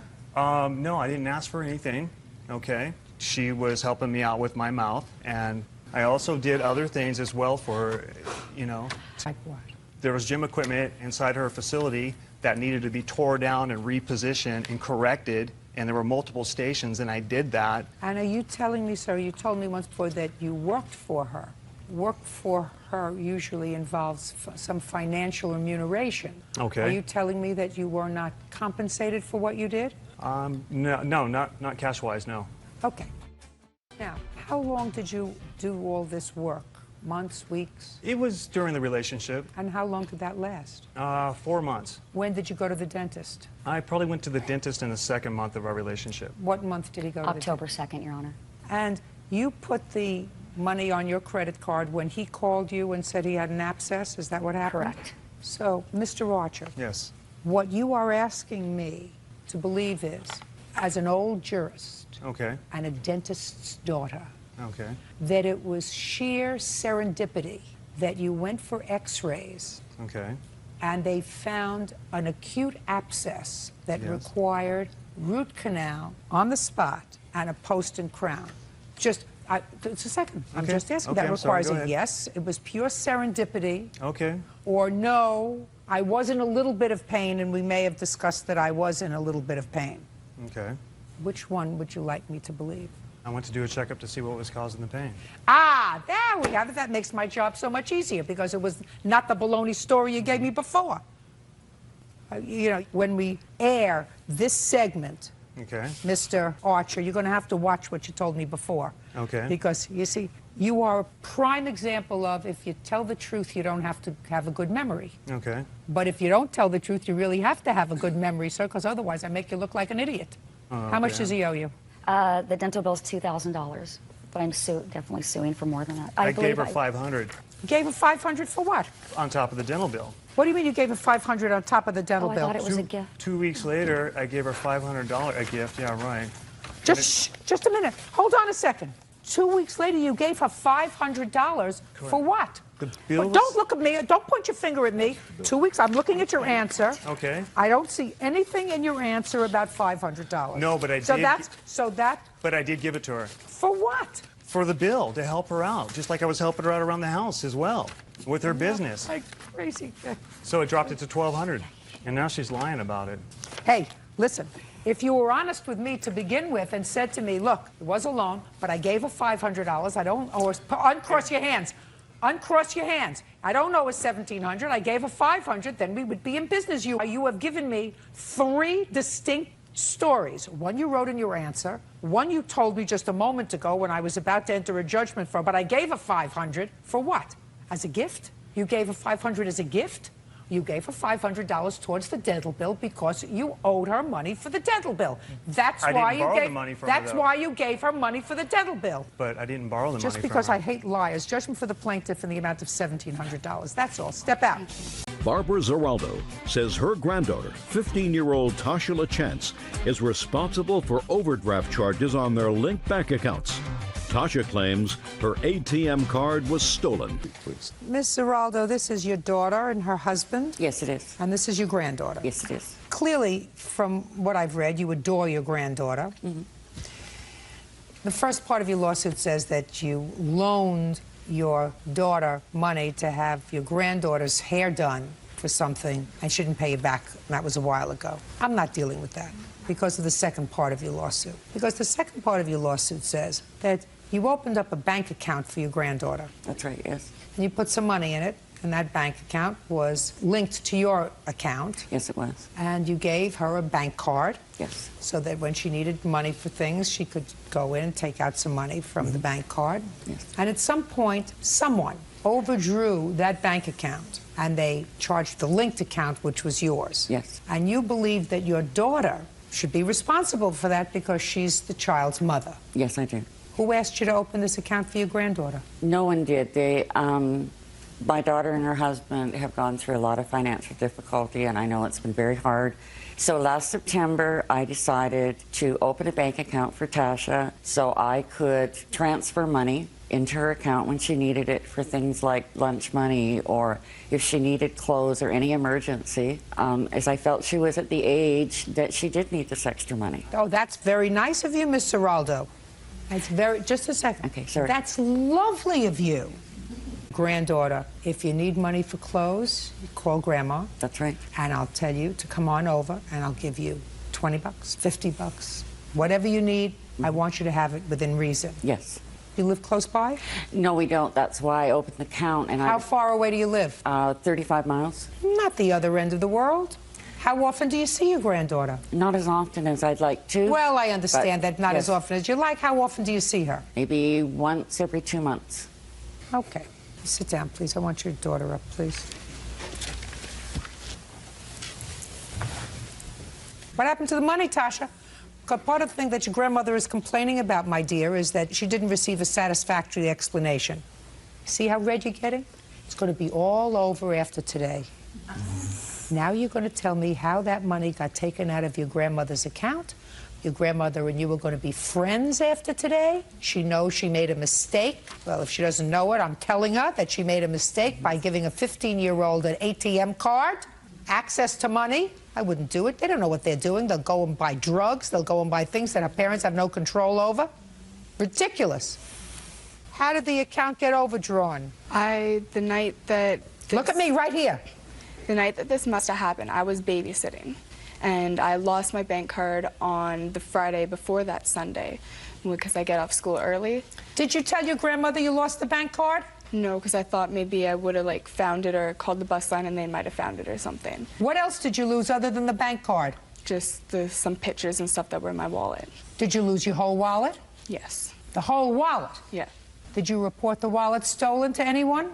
Just I called the bus line and asked if they had found one. Did you go and file a report anywhere? Yes, at the police station. Did the police report indicate that there was a bank card in there? I told them that my bank card was in there. Did you tell your parents that the bank card was in there? Yes. Did she? Yes.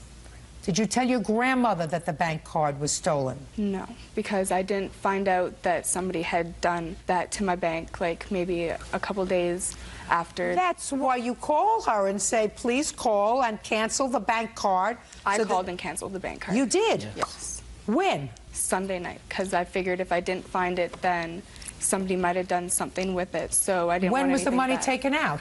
I don't know. Before or after? The Saturday. Before? Yes, before she reported the card gone. Yeah. The only problem with your story, my dear, is that somebody had your PIN number. I don't give out my PIN number at all. Somebody had your PIN number, what? Well, since she's done this, we've found out her PIN number. Sorry, since this has happened, we found out her PIN number. She never told us her PIN number. We didn't know it before the incident happened. We since have known what her PIN number was, and it wasn't the best choice of PIN numbers. Which was? Her birth year. So again, a 15-year-old... And I had my wallet information in there that had that and my phone number and Again, a stuff. 15-year-old not making a very good choice of a Your of a PIN card. number was 6 digits? 4 digits. She was born in 1990. Ah, so that was your PIN number. Hers, yes. Not a Not very smart choice. No. That's why we don't do that, Miss Geraldo. Well, the bank, that's why they're holding me responsible, because she used Somebody birth date had as a PIN number. You're not allowed to use your birth date as PIN number. Okay, now... So they won't take responsibility. They say it's mine. I have to pay. It is yours. Yes. It is yours. It's yours for giving a 15-year-old access to money, and it's your fault that it wasn't reported quickly enough when it first happened. The only way I found out what was happening was the way I did the money. I would transfer it online for her, just $20 at a time. That's all she had access to. And I did it online. When I went online 2 days after this incident happened, I suddenly noticed $500 overdrawn. Mr. Geraldo, what you just said to me is ludicrous. If she only had access to $20 at a time, how come you were overdrawn $500? Because what happened was, whoever did this put an empty envelope with a note in it. The note said, excuse me, F you back, and put it in the bank machine, then withdrew the $500. Miss Geraldo. Yes. I have 11 grandchildren, and I guarantee you that I love each and every one of them as much as you love Tasha.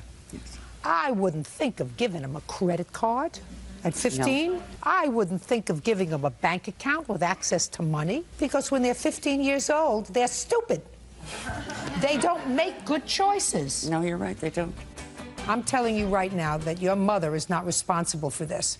So if you think she is, you are mistaken. But she did tell me she would be responsible. She told me that she would pay me back. I don't care what she told you, madam. I'm telling you that this is a court, and you chose to open up a bank account for a minor, the most ridiculous thing I ever heard of.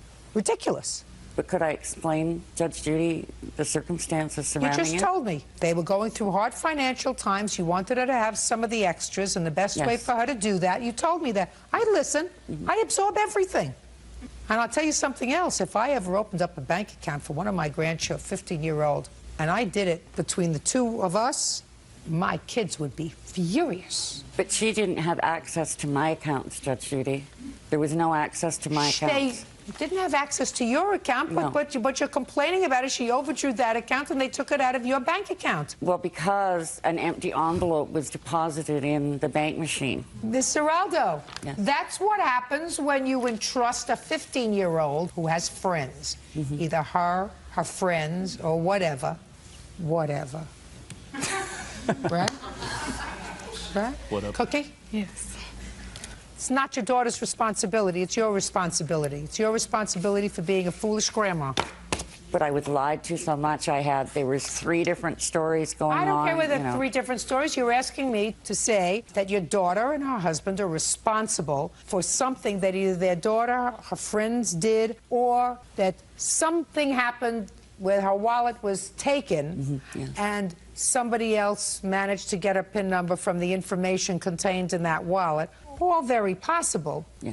Bottom line is, you had no right to open up this bank account for her. Yes, and if you chose to do that, it's your responsibility. It was an expensive mistake. It was an expensive mistake, but don't try to blame it on somebody else. It was your mistake. Don't do it again. No, I wouldn't. Goodbye. Thank you. Jennifer Spurgeon is suing her son. 25-year-old Ozzie when he was arrested for writing fraudulent checks. Miss Spurgeon, you are willing to acknowledge here in court that this is your child? Yes, my son. According to your complaint, he owes you for bailing him out of jail. Yes, he does. He says he never asked you. You bailed him out on your own. What were you in jail for, sir? I forged some checks in 02. For forgery? Yes, ma'am. And the forgery was in 2002? Yes, ma'am. When were you incarcerated? New Year's Eve, 05. Is that because that's when you were arrested or because you violated your parole or probation? That's when I got arrested. For the forgery in 2002? Yes, ma'am. It took him 3 years to figure it out? It took them 3 years to catch me, ma'am. Because I didn't do anything else wrong. Is that the only time you've been arrested? No, ma'am. Between 2002 and 2005, how many times were you arrested? 0. Before 2002? Couple, 2 or 3. For what? Me and a couple of my friends stole a racing four-wheeler. Stole a what? A four-wheeler, a racing four-wheeler when I was 17. How old are you now? 25. Oh, that's a long time ago. What else? Possession of marijuana. When was that? I was 19. Anything else? Possession again. Don't learn your lesson. No, ma'am. Now, is that forgery case resolved at this point? Yes, ma'am. Was it resolved after a trial or a plea? After a plea. What did you plead guilty to and when? I pled guilty to forgery. I'm not sure. It was the last case was just resolved 2 months ago. Which last case? Well, there was 3 counties the checks were in. It was 3 different counties. Where'd you get the checks from? A friend of mine. Whose checks were they? His checks.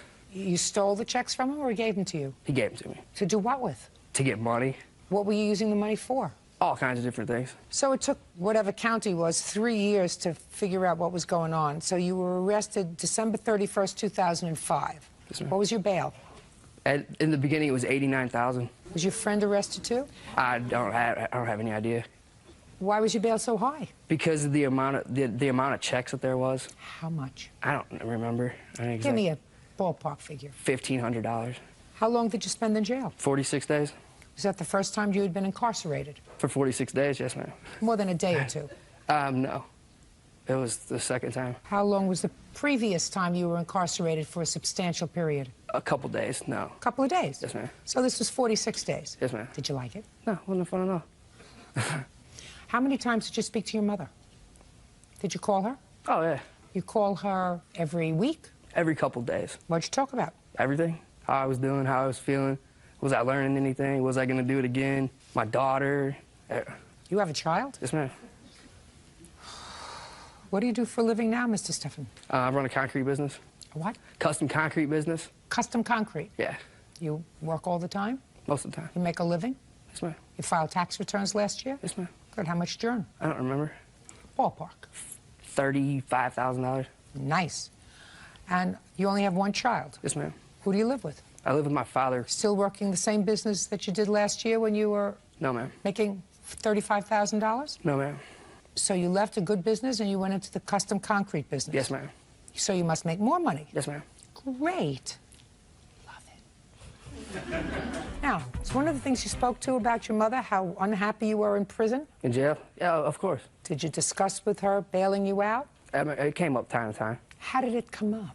I would ask her if she would bail me out, and she would tell me no. And? And?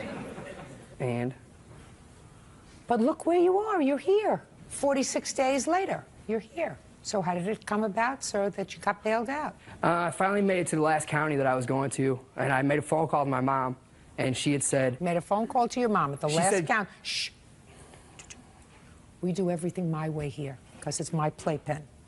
So you finally got to the last county where you had a shipment, right? Yes, ma'am. And the bail in the other counties had been sort of resolved, so you were waiting to get to the last place because they weren't letting go of you until you got to the last place, right? Yes, ma'am. So now you got to the last place and you called your mom and you said... Hi, Mom, what's up? And she said... I mean, basically, that's what I called her and said, hey, how you doing? And she told me to call her back in an hour. She was working on something. And that's all you said to her. Hi, Mom, what's doing? How's it going? Yeah. How's it going? And she... All right, good. Now he's at the last county. What day is it, Mrs. Spurgeon? Around the 7th or 8th of February, 06. And he calls you from the last county that wants him, Yes. right? And what does he say to you, and what do you say to him? He was pretty upset. What did he say? Mom, I can't take it anymore. You've got to get me out of here. I've called Grandma. Grandma can't help. She has no money. She's on disability, my father's pension. And is this your mother? This is my mom.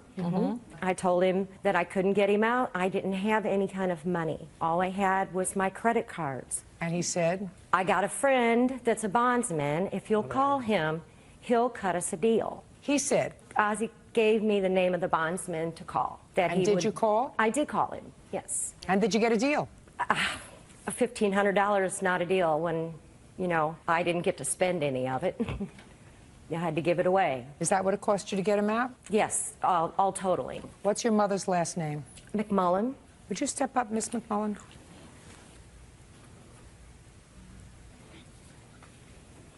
How many grandchildren do you have? 17. Is he one that you like? He always calls up and says, this is your favorite grandson. That's okay. Yeah, he's got a gift of gab. Did he call you from jail and ask you to bail him out? Well, he said he needed help getting out, but... Did he call you? Yes, he did, several times. Several times. And he said, I need help getting out? He wanted to get out. What did you say to him?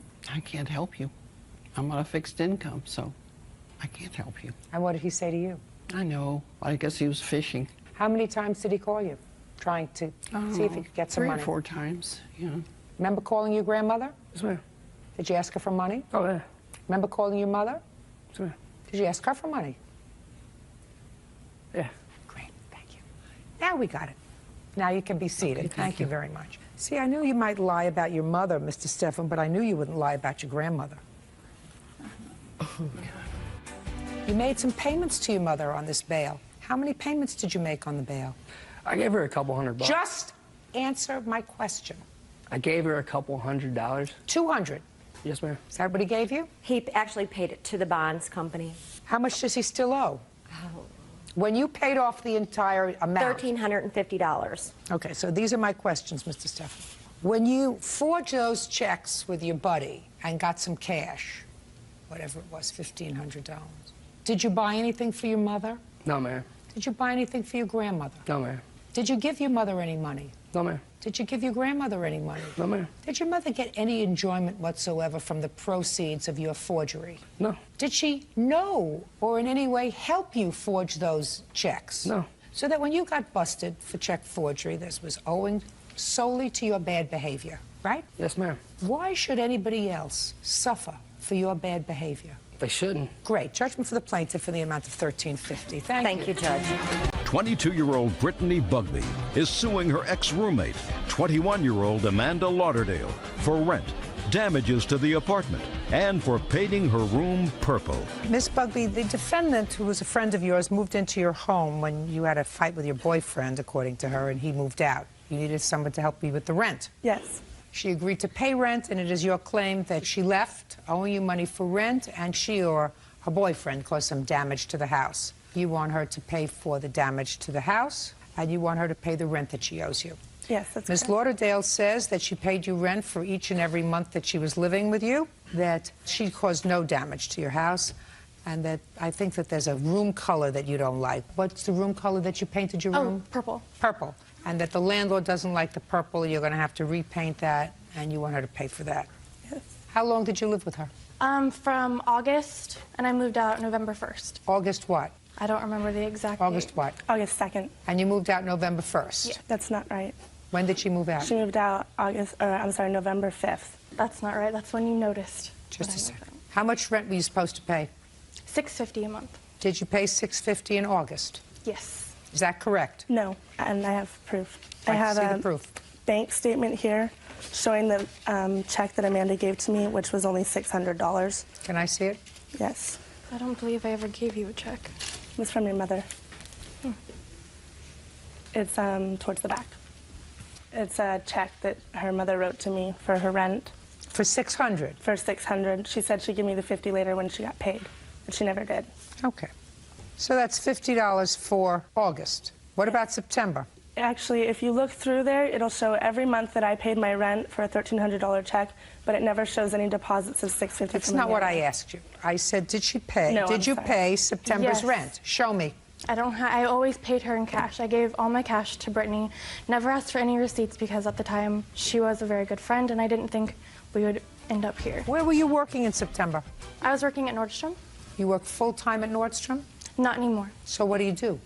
Right now I am planning on going to school. Right now I'm not doing anything. So you don't do anything? When did you stop doing something? I believe it was early November, probably a week after I moved out of Brittany's house. Okay. So when she didn't give you any money, according to you, in September, what did you say to her? She said that she hadn't got paid yet and that she was going through some financial problems. She was With my what? best friend. She owed money still to some electric companies and some gas companies from living in an apartment previously, and she still owes money to them as far as I still know. What about October? She give you any money in October? She tried to give me a check. It was a third-party check from her Nordstrom's. And I deposited it into my account to me, and I asked Amanda if she would cash it and give the money to me, but she never did. Why did they return it? In order to do a third-party check, she signed the check over to me, and I put it into an ATM, but I guess you're supposed to take it into the bank and show your IDs. You can't do it through an ATM. So why didn't you do that? Amanda said she was just going to go get it cashed. I wouldn't have given the check back to her. Well, I couldn't do anything with it. Sure you could. You go into the bank with it. Mm-hmm. And You go into you just said to me that your bank told you you have to take the money, go into the bank. So instead of giving it back to her, if she owed you for 2 months' rent, I would have gone into the bank. I would have made that little extra trip. Yeah, I guess you're right. I guess I'm right. Now, she gave you rent for October, but you couldn't cash the check. She took the check and didn't give you any cash. Correct. And you didn't say anything to her.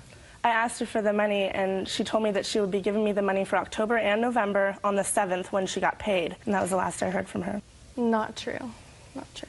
Why did you get into difficulty with your prior bills? Because at the time I was living with a boyfriend, and I was the only one working, and I could no longer support both of us. So I moved out. And when you moved out, the utilities were in your name? Mm-hmm. So how much do you owe them? I never received any of the bills after I moved out. I have no idea how much I owe. All you have to do is make a phone call. You're right. I know. I believe her when she says that you didn't pay her rent. I believe her. Okay. Now, why did you decide to leave? Because she had told me that she was using cocaine, and that's why she had a miscarriage.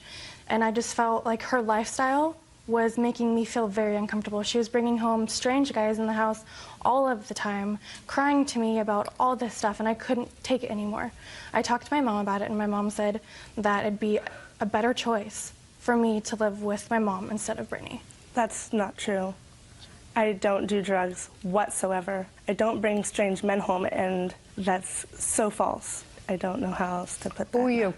I'm Wilson, her boyfriend, Amanda's. Current boyfriend, not the one that she moved out on? Current, yes. Are you the one who broke the door? No. I was there for the party when the door got broken. It was a Halloween Oh, well, I party. want to hear about that. Stand up. How'd you hurt your foot?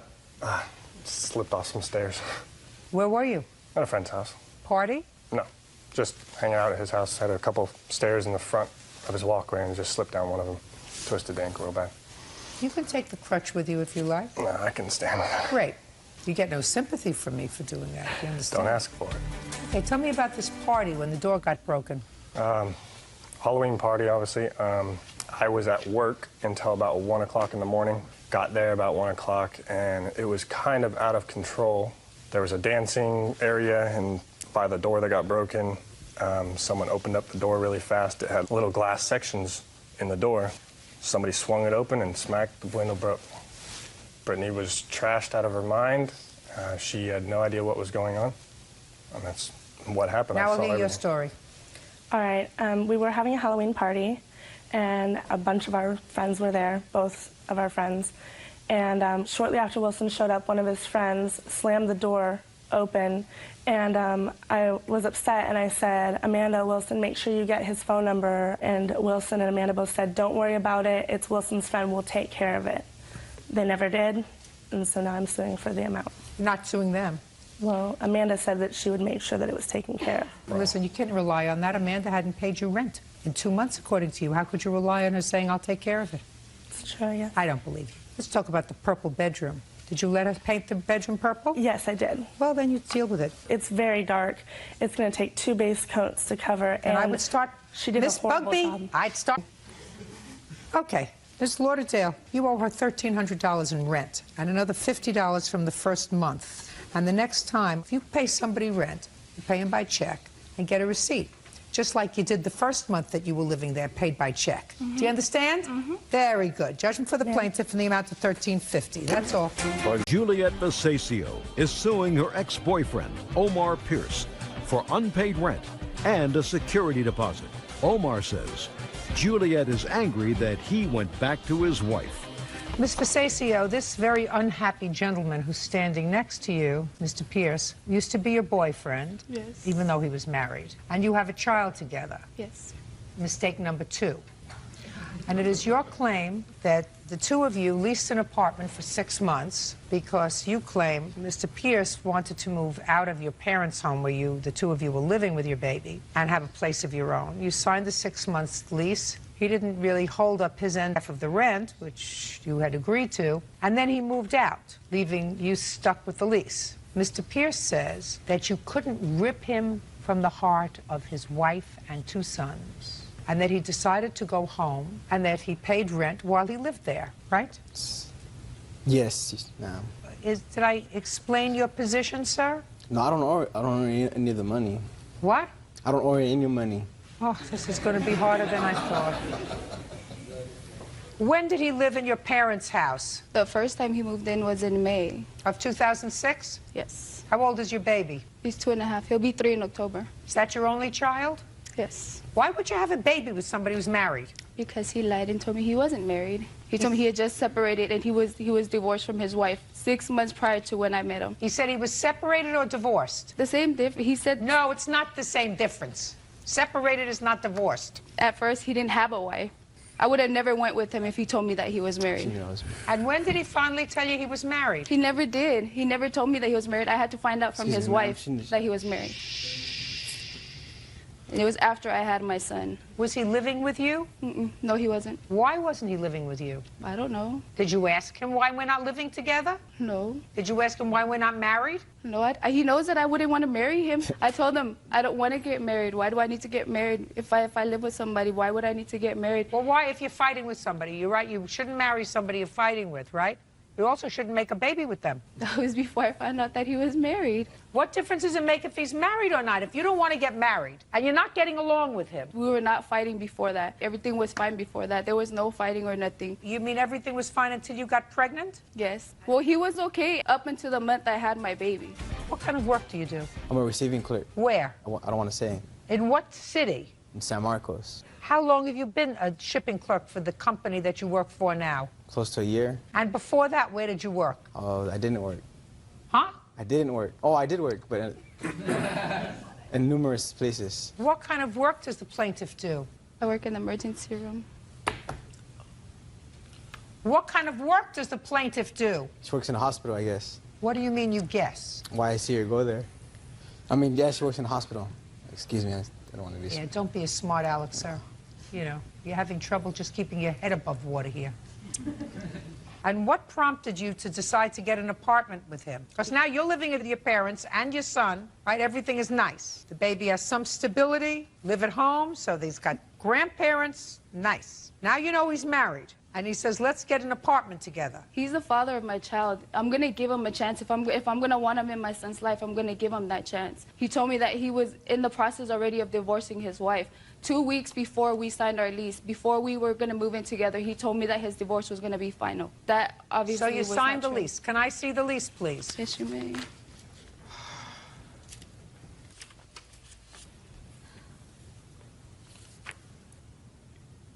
November of 2006 is when you started. When did he move out? In January of 2007. So he lived there with you for 2 months, right? Yes. What? We moved in October, and I gave her rent for October. It says that the rent is due the first date of each month beginning November 2nd. Thank you. It's November. Your lease started November 2nd, Yes. 2006. Why did you move out?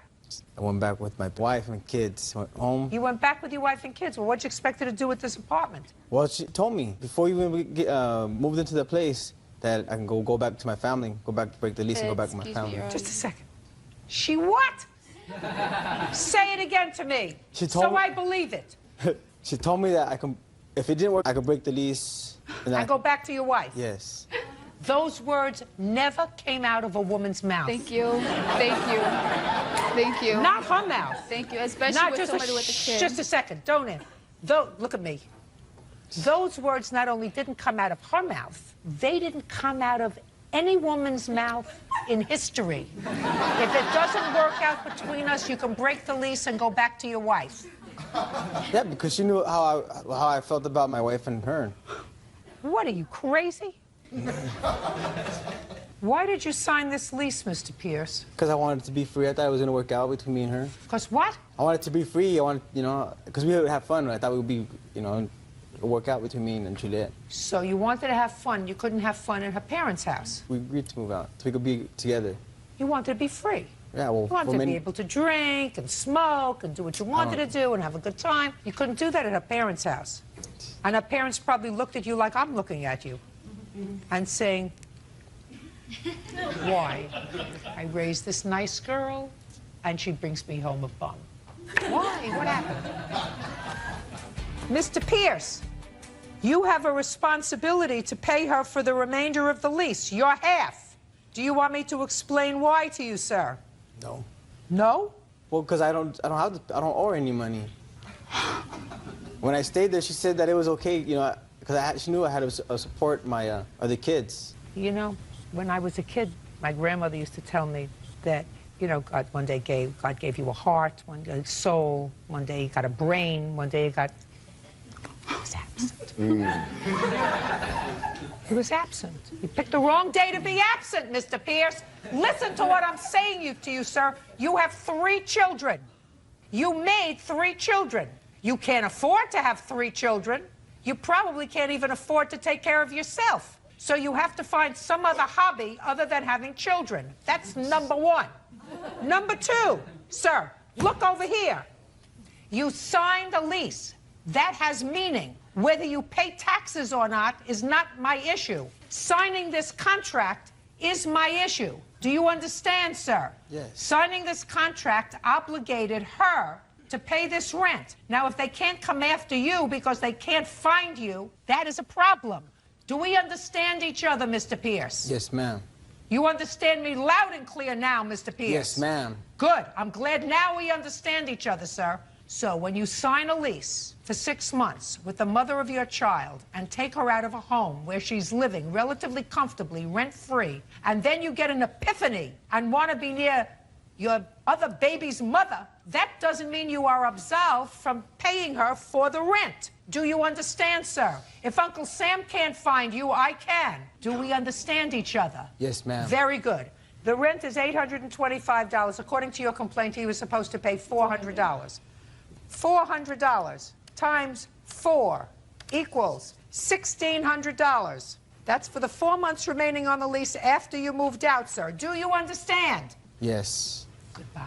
Judgment for the plaintiff. That's all. 23-year-old Jessica Whetstone is suing her former friend, 27-year-old Ryan Volstead, for a loan to buy car speakers and gas money. Bird, we've been involved in the justice system for a very long time, and it's never too late to learn new things. The law is always changing. Today you're going to hear about a new defense, something that I had never heard of, but Mr. Volstead is going to tell us about his new defense to a debt. He and Miss Whetstone met online. They dated once. They became friends, according to her. And shortly thereafter, Mr. Volstead borrowed some money. 2 separate occasions, the beginning of July of 2005. The first was a small loan of $40 he needed. Gas money. Gas money. And then the next day, which would have been, according to you, July 8th, he needed some more money for what? To pay for his Bronco to keep it from getting repoed. Repossessed. Repossessed. And how much did he need the next day? He needed $350 for the speakers. So I told him that I would buy the speakers, hold them for him until he got the money, and then when he got the money, I would give him back the speakers. So how much money did you give him? At that time, for the speakers was $350. Did you ever get the speakers? No. So he didn't give you the speakers and you gave him the money? Right. Okay, why didn't you get the speakers? He told me that he would have to undo the wiring for the speakers and he needed the money right away before the title loan company closed. So he didn't give you the speakers and you gave him the money. Right. And you were really supposed to hold the speakers as collateral. Right. What happened to your car, Mr. Volstead? I borrowed the money from Jessica. Just a second. I asked you what happened to your car. I was able to keep it. You did? You still have it? Yes, I do. Oh, I thought Miss Whetstone said it was repossessed. The next day, he told me his Bronco was repossessed anyway. Did you tell her that your car was repossessed anyway? Yes, I had paid my loan, and they sent the repo company out after it anyway when they shouldn't have. Possessed when it wasn't supposed to be. So they gave it back to you? They gave it back to me. With her speakers? Yes. Why didn't you pay her the $390? Now we're coming to the defense, which I find interesting.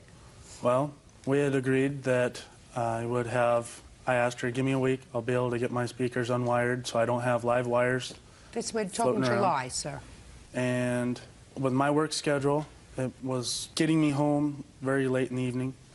And there was a short point of time where I had no conversation or contact with Jessica. Finally, we had talked, and she said she didn't want the speakers if I was not going to run and not pay her. And she says, as long as you're going to pay me back, then we're not going to have a problem. And I agreed. When did she tell you that? In what month? She told me that probably 2 or 3 weeks after she gave me In July? Yes. So what happened in August, sir? In the middle of August, I was starting my new job, and I was never home. I had no time during the day for anything. I was driving 70 miles one way to work and back. We had talked a couple of times. Why haven't you paid her back? Well, we're well past July of 2005. Give me your defense. The defense is there was no time given when I was supposed to have her paid back. That's not what you tell me your defense was in your answer, sir. Your defense in your answer was she bothered me. And therefore, I don't feel as if I have to pay her back anymore because she stalked me and bothered me. When there's points of time that she called 15 times in one day. Why didn't you pay her back? I didn't have it at the time. You just told me you were working and driving 70 miles to and from work. You were so busy working, you couldn't even call her. I had another prior engagement that I had to take care of and that she was aware of. What kind of other prior engagement? I was trying to get another vehicle back in my possession that I had a time frame for.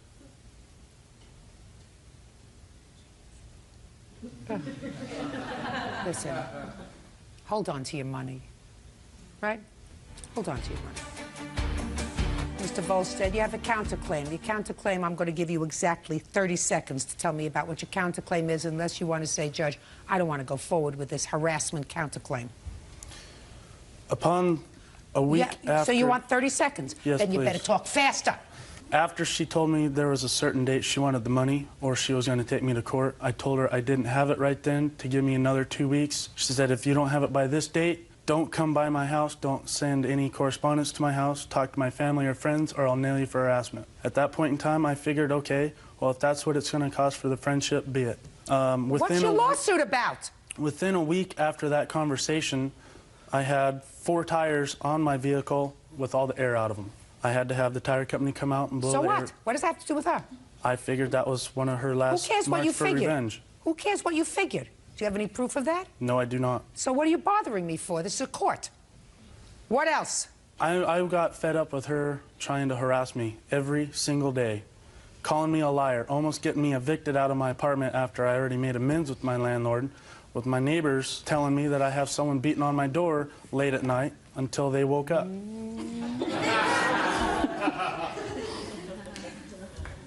Grow up. Grow up. Accept responsibility for what you're supposed to take care of. You borrowed this money, you said you would pay it back, and you should have done it. Clear? Yes. Good. Judgment for the plaintiff in the amount of $390. Your counterclaim, nonsense, is dismissed. 25-year-old Kay Seychow is suing her former friend, 21-year-old Jessica Silva, for loans for a tattoo and to pay her cell phone bill. Miss Seychow, you and Miss Silva were friends, according to what I've read in this complaint and answer. And you claim that you made some loans to her. Miss Seychow denies that there were any loans. She said that the friendship fizzled out over some man, and that's why you're here. What man? My son's father. She started to hang around with your son's father? She started going on dates with my son's father and neglected to tell me. So you got angry? Correct. Are you still dating him? We never dated. We were just friends. They slept together. Miss Seychow, when was the first loan that you allegedly made to her? The first loan was for a tattoo on her back on March the 25th. Tell me about it.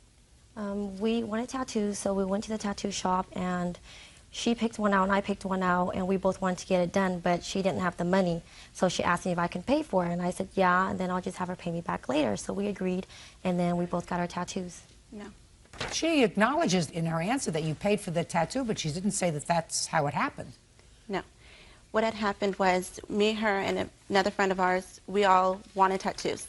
At that time that she wanted to get it, I wasn't working. I was going to school full-time. And she said that she wanted to go get hers. I told her I didn't have the money at the time. And she knew that because I wasn't working, I have a son, I have other priorities, and that obviously was not one. She said that she'll put it on her credit card. I told her, fine, I'll pay half. I only have enough for half. She said, fine. I gave her $100. You weren't working. No. You're going to school. Correct. You have a child. Correct. Child lives with you. Yes. You take care of the child. By myself, yes. Who supports the child? I was getting help through the county for my son. You were getting welfare. Correct. So you were getting welfare, and you laid out, if I believe you, $100 for a tattoo? Correct. I had just got my taxes out in February. I got $6,000 back for taxes. You got $6,000 and the government was still giving you money? Yes. This is some good country. I would agree. What else did you give her money for? After we got the tattoo done, we went over to my place, and her phone was about to be shut off because she was late on her payment, and she asked me if I can also pay the $300 for her phone bill, and I agreed if she would pay me $50 each month in return. And she agreed, so I made the payment on my credit card, and I have the bill for that. No. She wanted to go out of town. She did not have cash on her. I did. I had a phone bill that I needed to pay. I agreed to give her the cash if she put my phone bill on her credit card. I paid her. I don't know where that comes from. I don't know how she still brought that up. Okay, if she did not have $170 to pay for a tattoo, how It she didn't have wasn't the same $300 day. cash to give to me? Show me the date of the tattoo. March 25th. And what was the date that you paid the phone bill? March 25th. Show me.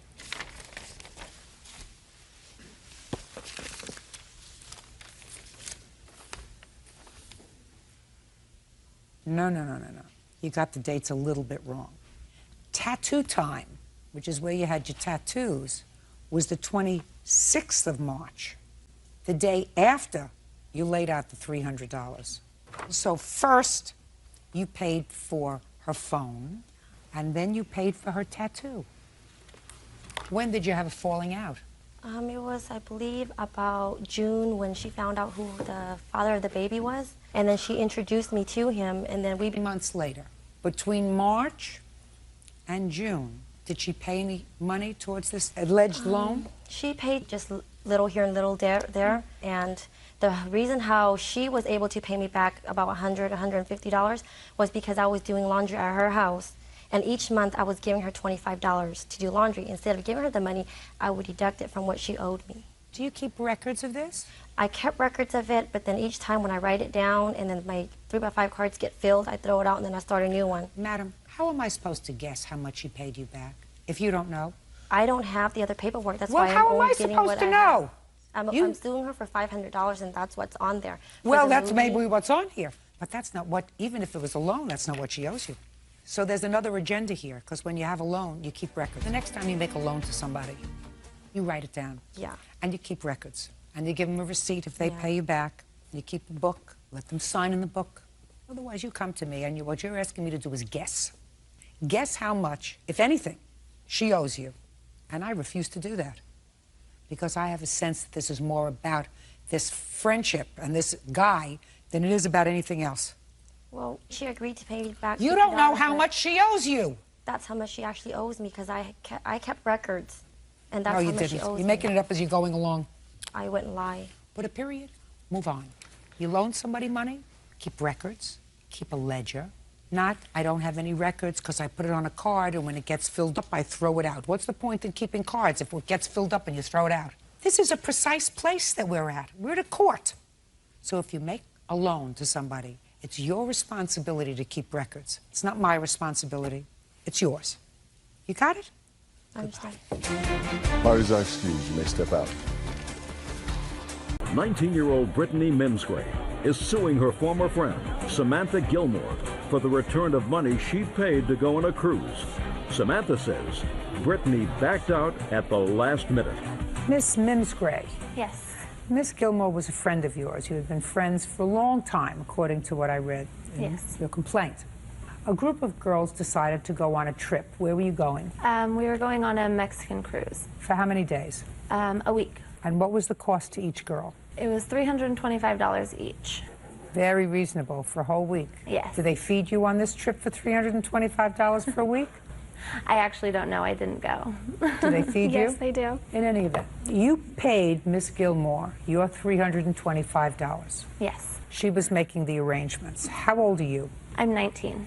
And you? 19. Am I correct that someone in the party had to be 21 in order for the girls to go? Yes. What you tell me in your complaint is that one of the girls, I believe her name was Ashley, was the 21-year-old, she backed out. Yes. So now you have a predicament. You've paid your $325, as have other girls, and unless you found someone else who was 21 years old, you couldn't go. Yes. So according to you, you waited for a while to see if somebody else was going to go and somebody else was going to go. So you made other plans for that period of time. That's what you say. And according to you, Miss Gilmore decided to take her brother. Yes, well, actually... Decided to take her brother. He was going to pay for himself. And his brother had a friend whose name was? Gaius. Gaius? Gaius Mike. He goes by Mike. Good. Whose name was Mike. Mike went on your ticket. Yes. And you want the money. Yes. Didn't Mike pay? No. Why not? Because we had made oral agreement that Mike was going to pay after the cruise, but Brittany showed up at my house the day before we left saying that she wanted it then. Just a minute. Who did Mike make the arrangement with? With you? With me. He made with me and she made Just with a me. second. So Mike made the arrangement with you that he was going to pay for the trip. Yes. And you told her that Mike was paying for the trip. That was your agreement with him. Yes. Now she's suing you because you told her you're going to get your money for this ticket. That's what you told her. Yes. Go get the money from Mike. She has no way of suing him because they did not have an agreement. The agreement was between the two of you. You have a cause of action against him if he breached that agreement and didn't give you the money. Yes, but since she had come to my house saying that she wanted the money earlier than she had expected, I figured if she felt that she needed the money before, even though he wasn't able to provide it for her, she should have called the travel agent herself and said that, because what she said was she wanted her ticket or the money. Madam. Ma'am. She could have done this and she would have done that, and if she did this, she wouldn't have been in that chair. She had an agreement with you, and the agreement was you were going to give her back her money because your brother and his friend were going on this trip with you. And if the friend stiffed you, sue him. He went, he had a good time. I assume he ate, right? Well, I'm sure his company wasn't that terrific that entitled him to a free ride, right? Right, Mr. Gilmore? You wouldn't give him a free ride. Ma'am, she canceled out at the very last minute. Are you following me? Your daughter made an agreement with her that she would get her money back. She has to do that. Now, since she did not gain anything herself, perhaps, unless she likes Mike, she has an absolute right to turn around and sue Mike for the cost of the ticket because he promised to pay her, and he didn't. She may have had a lot of other options. She doesn't have to exercise all those other options. She had an agreement with your daughter. Do you get it? Yes. Good. Now, you have a counterclaim for harassment and the expenses surrounding harassment. Ms. Gilmore, you want to tell me about that? Yes, when she had decided 4 days we had agreed that Mike was going to take her place.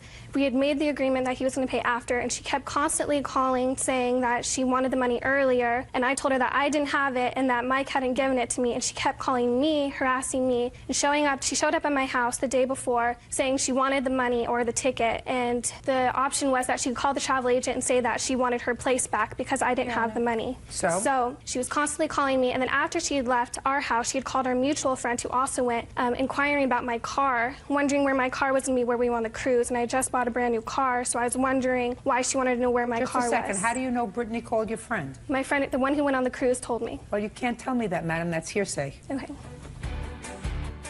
What else? So, but basically she had called me constantly, leaving me messages, called me when I was That's what at work. happens when she feels as if you were stiffing her money. That's not a cause of action for harassment. You have to give her the $325, and I suggest that you and your father, when you leave here, you go to small claims court and you sue Mike for the trip that he took, that he enjoyed, that so far he didn't pay for. Right? Right. As between the two of you, you owe her $325. Do you understand? Yes. Good. Goodbye.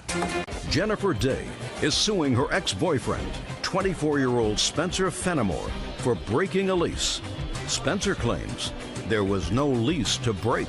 Miss Day, you and Mr. Fenimore lived together for a period of time, signed a lease on an apartment, lived together during the course of that lease. The lease was renewed, according to you, for another 6 months, and Mr. Fenimore moved out after a month or so. You want him to be responsible for his half of the remainder of the lease. Mr. Fenimore, while he acknowledges that you signed an initial lease together, his defense is that he did not sign the renewal, that you must have signed for him. You knew that he was intending to leave, that things weren't going well between the two of you, and he is not responsible for the second part of the lease. So can I see the first lease that you signed?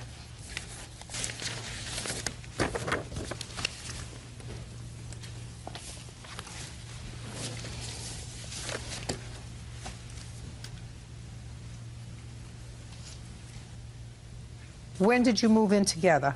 It was, I believe, December 2004. Well, the lease was signed November 2005. I think it was 2004. I'm not real correct on that. Well, what am I looking at? November 29, 2005. What? It's probably our renewal lease. I didn't ask for the renewal. I asked for the original lease. This isn't the actual lease, but it's part of the first lease that has the 12/8/04 date that Spencer was speaking of. Can I see it, please? Yeah. Okay. So the original was signed on 12/8/04, and you claim the renewal was signed by him on November 29th, 2005. That's correct. Is that right, sir? Yes, Your Honor. Did you sign the renewal? Yes. You said in your answer you didn't sign the renewal. I signed the renewal that went from November 2005 until May 2006. She's suing me from May 2006 to November 2006. Got it. So who has that renewal? The one that I handed to you shows that we went in the office and verbally renewed, and I have a letter from the office dated June 1st. You can't verbally renew. Cannot verbally renew a 6-month lease. That's ridiculous. He says he did not renew the lease. You have no proof that he did renew the lease. If he didn't want to renew the lease, Your Honor, he shouldn't have stayed there till July. Because then you can have a month-to-month tenancy. Okay. You can have a month-to-month tenancy and pay every month until the landlord says, listen, I don't want to give you a month-to-month tenancy anymore. You have to leave within 30 days. Then you leave. Right. But you can't obligate him. Sorry. Case is dismissed. Cindy Miller is suing her former landlord, Grover Smith III, for the return of rent. Cindy says on the day she moved into Grover's home, it was raided by police. Miss Miller, you rented a room from Mr. Smith in his house. According to your complaints, shortly after you moved in, there was a police siege in his house, and Mr. Smith was arrested. Correct. You moved out? Wise. Very wise. You want your $500 back. Correct. Okay. When did you move in? I moved in the 10th of December. Okay. Where had you been living? In Granada Hills at a different house. Why did you move out of your last house? I needed to get another place to live because I was assaulted on Thanksgiving, and that's another case pending, and I was afraid that the assailants would find me where I was. So I needed to find someplace else to go very quickly. So I looked in the Penny Saver and I found Mr. Grover's house. And it Were you assaulted during a robbery attempt, or? No, it was during Thanksgiving at one of my friend's houses, and okay. It's a story. It's another case. Okay. So you found the room through the Penny Saver, right? And then I moved in on the 10th of December. And gave him $500. I gave him so $500. So far correct, Mr. Smith? Yes. Yes, ma'am. Okay. Keep going. And then I moved in about 4:30 on that afternoon on Sunday, and at 8 p.m., 8:30 that night, there was police outside, and they came on the loudspeaker, and they said, everybody out of the house, come out with your hands up. That was the day you moved in? The day I moved in, like 4 hours later. And Grover comes and knocks on my door and says, Cindy, we have to go outside because the police want us to go outside. And I said, oh my gosh. So I had no shoes on, no coat, but we went to the front door, and Grover looks at me and he says, now if they ask you, tell them I didn't change my clothes and I never left the house. He said that to you? He said that to me. Why would you ask her to say that, sir? I don't recall saying that to her. That would be an odd thing for her to make up. Yeah. What were they looking for you for, Mr. Smith? I was accused of robbing my ex-girlfriend. On that day? On the same day that she moved in, yeah. Were you home that day? Yes, I was home. Did you ever go out that day?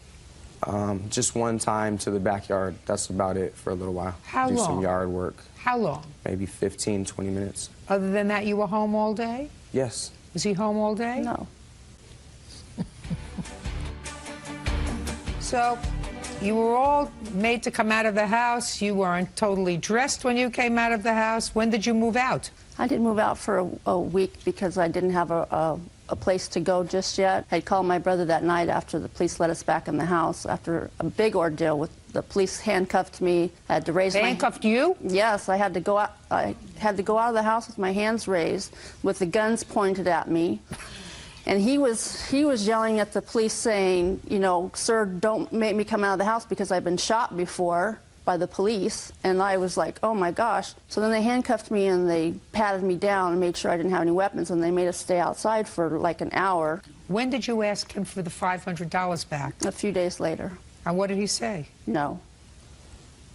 I don't recall ever hearing from this woman that, you know, that I owed her any money at all. Well, what did you think she sent you a summons for, sir? She was inviting you to take line dance lessons? Not today is the first time that I've heard from this woman. But you got a summons from her? You came to court? You must have known that she wanted her money back. Why didn't you just give her the $500 back? I didn't know she wanted any money back until today. Until today? What did you think she wanted? She wanted to date you? I thought she was still living in my house.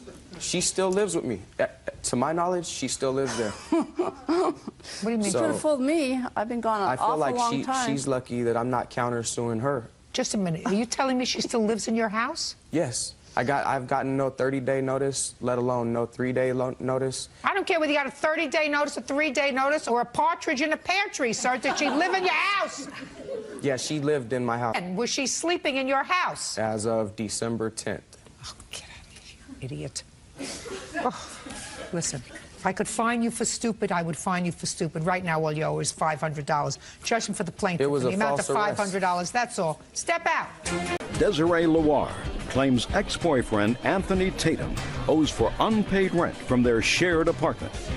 Desiree also says Anthony slashed her comforter and put a hole in the wall. I have a feeling it's advice time. Miss Loire, this used to be your boyfriend. Yes. And you also shared an apartment with him. Yes. You claim he owes you a whole bunch of money, dating back to 2005.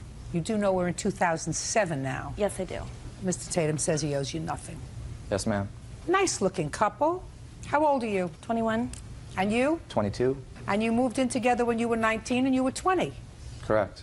Old enough to sign a contract? Yes. Definitely. So you signed a lease together? Multiple. Multiple leases together? Yes, ma'am. I'm not talking about all the leases you signed together. I'm talking about the last one after you moved out, because that's what we're talking about. Yes. Okay. And it is the plaintiff's claim that you moved out, you owed her rent, you damaged some of her property, and you loaned him money in 2005 for some car insurance. That you don't remember. Do you work? Yes, I do. What kind of work do you do? I work at a Japanese restaurant as a bartender. And you? I'm a student. How do you support yourself? Currently, my parents do, ma'am. Have you ever supported yourself? For the past 3 years, yes. So you just went back to school? Yes, ma'am. What were you doing for the last 3 years? I was selling cars. Did you make a living at it? Very much so. Why did you decide to go back to school? I made a life-changing mistake of driving under the influence and lost my license. That's a reason. Yes, ma'am. Did you injure anybody? No, ma'am. How long is your license suspended for? It's no longer suspended. I just can't be picked up by the insurance of a dealership. Therefore, I'm back in school. Gotcha. Okay.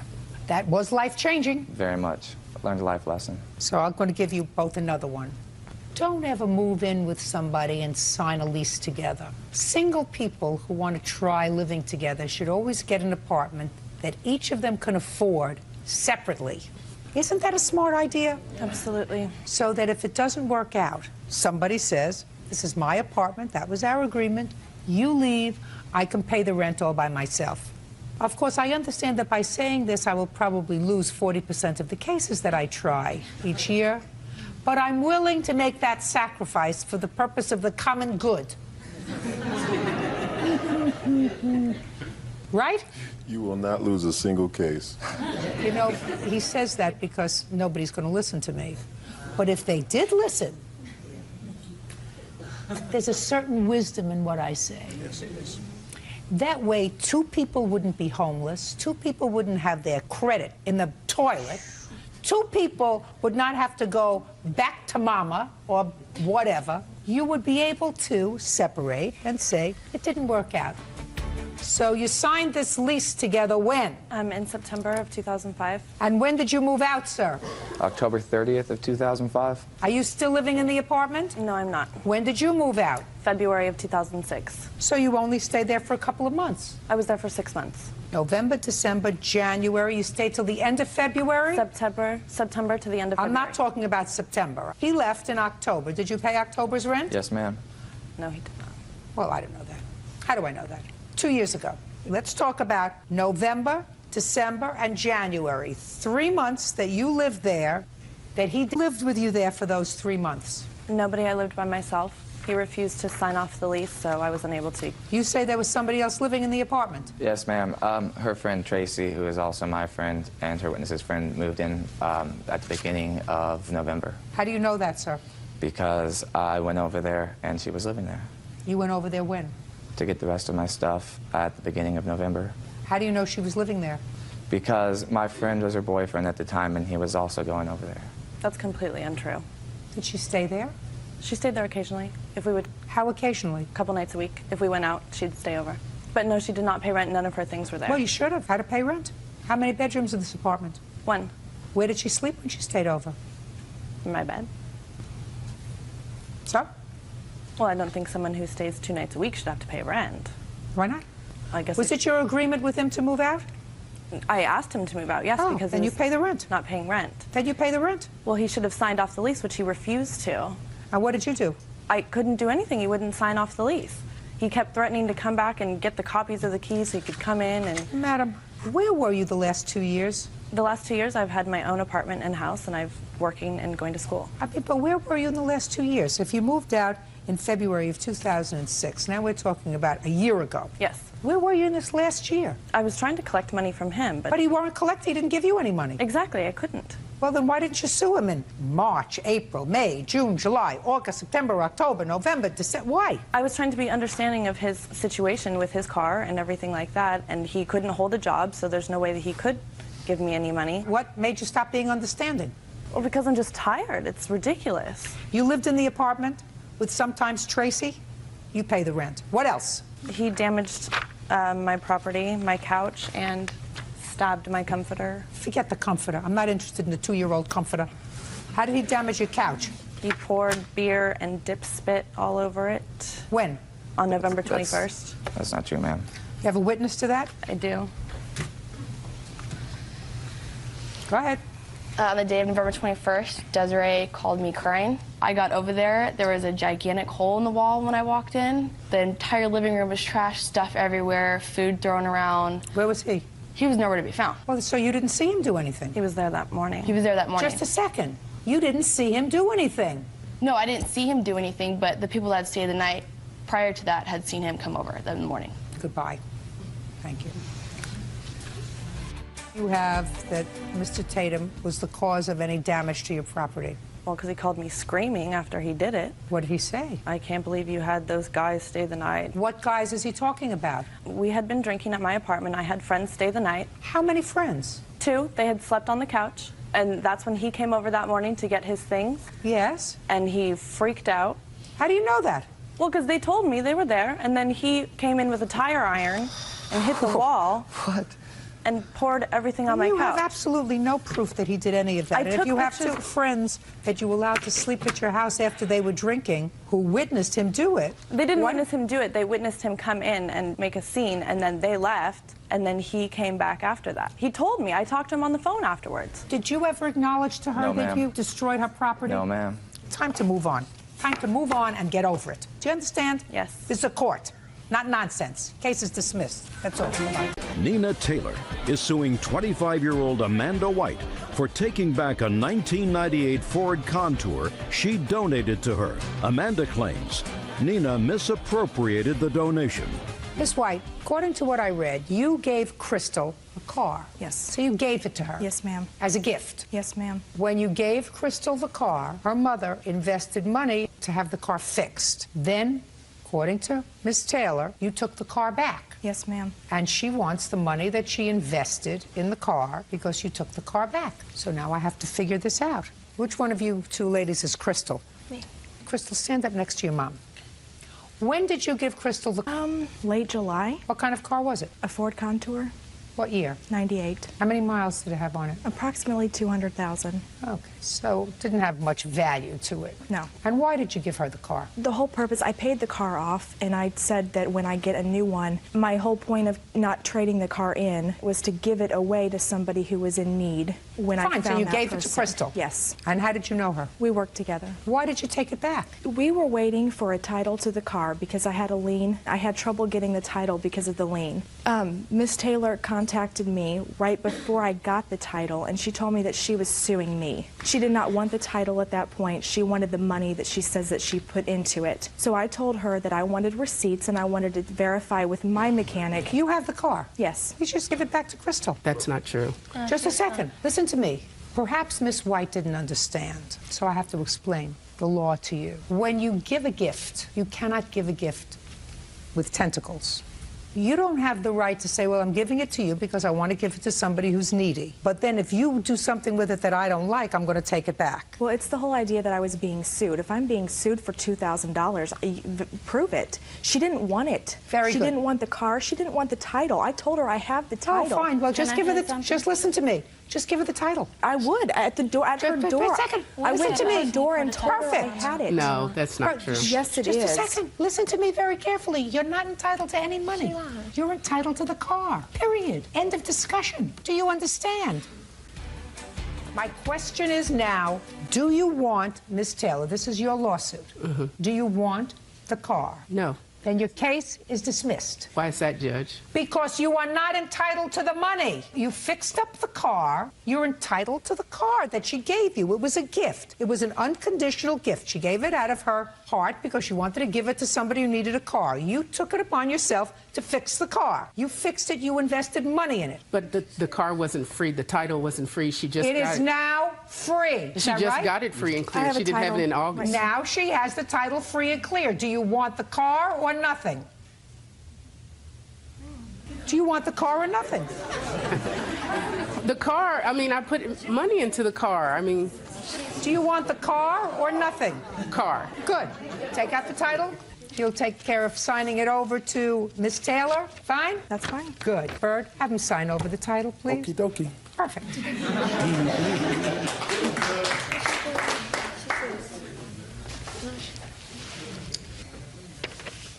Is the car at your home, Miss White? Yes. Okay. When do you want Miss Taylor to pick it up, or Crystal?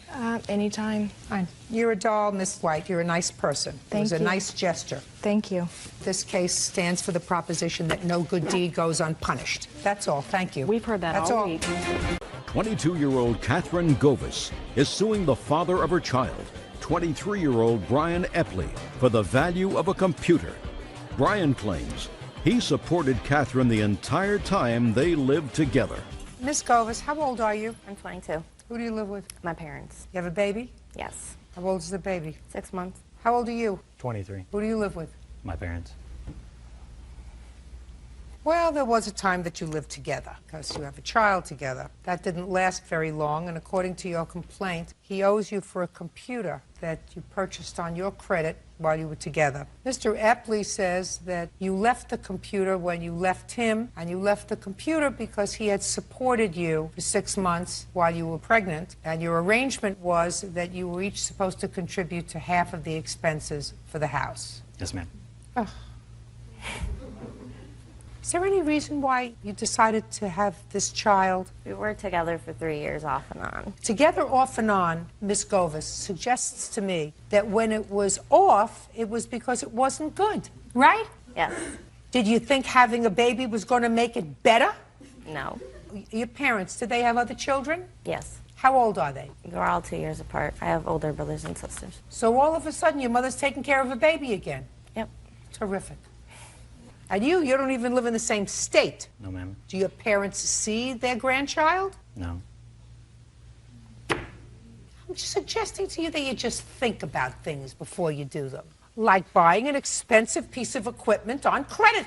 Now, you want to tell me how that came about? He was going to school and working at the same time, and he was working nights, so for him to wake up and go to the library to use a computer and all that, it was too difficult and too time-consuming, so he asked me to get him a computer on my play credit. with your nails. Sorry. He asked me to get him a computer on my account because he has bad credit. My parents paid for his bankruptcy, which was a couple months prior. He got that all settled, and then in February of the next year, I got him the computer. And 3 weeks later, we broke up. Were you pregnant when they paid for his bankruptcy? No.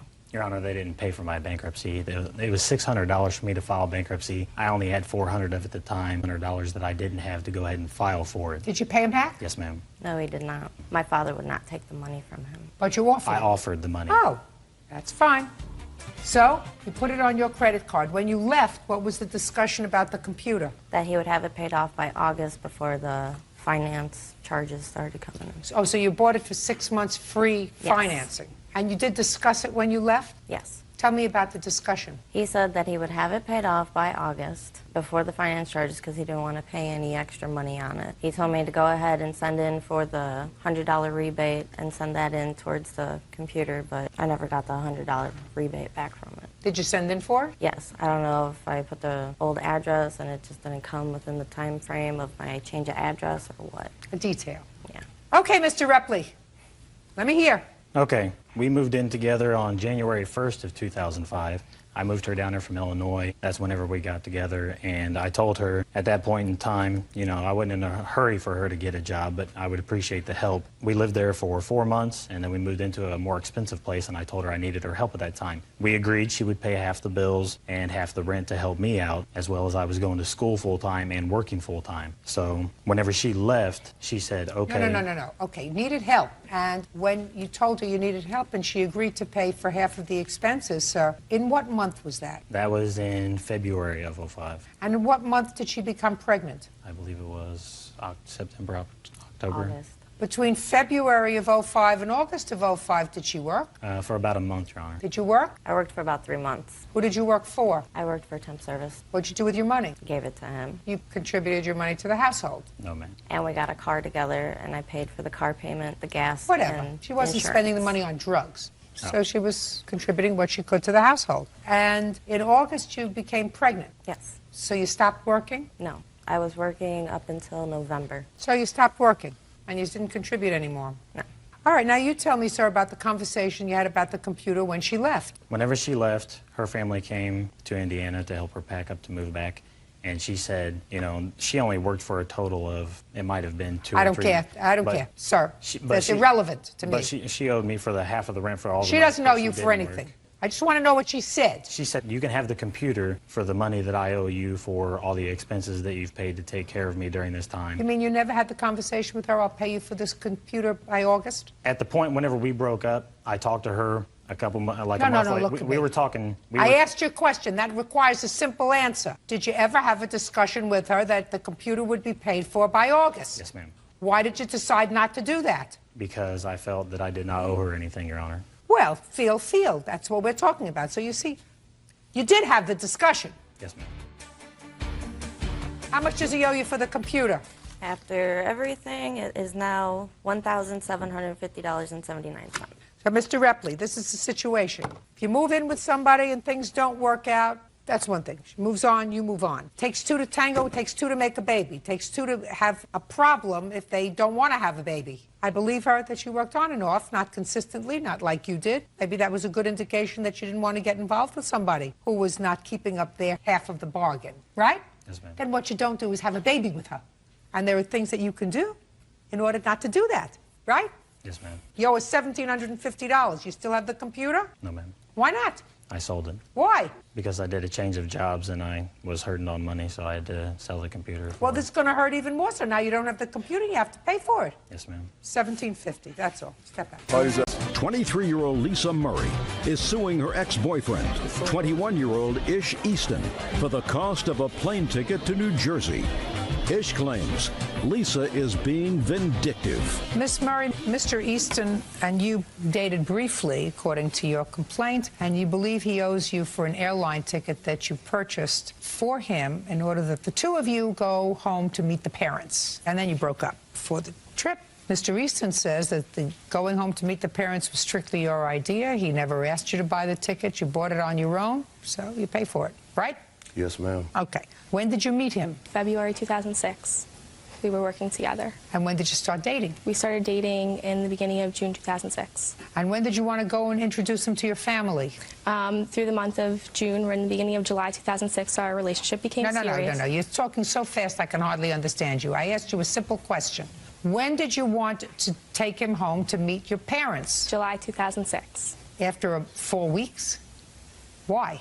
Well, I had missed my family very much, and he also said that he would like to go. He was excited about going to see New York City and seeing New Jersey. If he was so excited, why didn't he buy his own ticket? He currently did not have the money at the time, nor did he have a credit card. What was the arrangement that you made with him? That when we came back from our trip, that he would be reimbursing me. And when did you break up? September. And when were you supposed to go to New York? September 9th, 2006. I'll hear you. After she had initially brought the idea to go visit her parents, I told her then, I was like, well, I don't have money. No, look at me, look at me. Oh, I told her then, I don't have money to pay you back for any kind of ticket before we even discussed repaying anything. Why would you say that to her? I thought you met at work. This is after we started dating, man. No, listen to me. You're not listening. You don't have your listening ears on. You said, I don't have any money. And she just told me that you met at work in February of 2006. What kind of work were you doing? I, at the time, was working at Home Depot, man. And in July, where were you working? I worked for a structural engineering firm. And in August? Still work there, man. Okay, so you were working, you were employed. Yes. Do you have children? No, before dating Miss Murray, I was in a previous relationship. Separating from that relationship, I had to move back home. But upon moving back home, my parents were like, well, you got to help pay bills and stuff like that. So I pay half of everything. So? Leaving pretty much nothing. Well, that's not true. You have money to eat out, right? On occasion, man. And that was money that I was like, Mom, you know, can I borrow $50 to go out? Or Mr. Easton, when you discussed with Miss Murray going to New York, I don't believe that you said to her, I don't have the money to pay you now, and I'll never have the money to pay you back. Because I don't think that under those circumstances she would have continued to see you, because that would have sounded like something a bum would say. I don't have money now, maybe. I'll never have money to pay you back. I wouldn't have taken you to meet my parents. I would have been humiliated to take you. You're a bum. If you say, I'll never have any money to buy an airline ticket for $295. So I don't believe that you said that to her. I believe that you probably said to her, I don't have money to pay for it now. That I believe. Now, when did she buy the ticket? She called me and was like, I bought tickets to go to New Jersey. No, you had already discussed it. So don't say it came as a surprise to you. I don't know. It didn't come as a surprise. I don't know the exact date of her. When did you buying purchase the tickets? July 25th, I purchased the tickets. I have phone calls. Shh. And she told you that she purchased them in July? Yes, ma'am.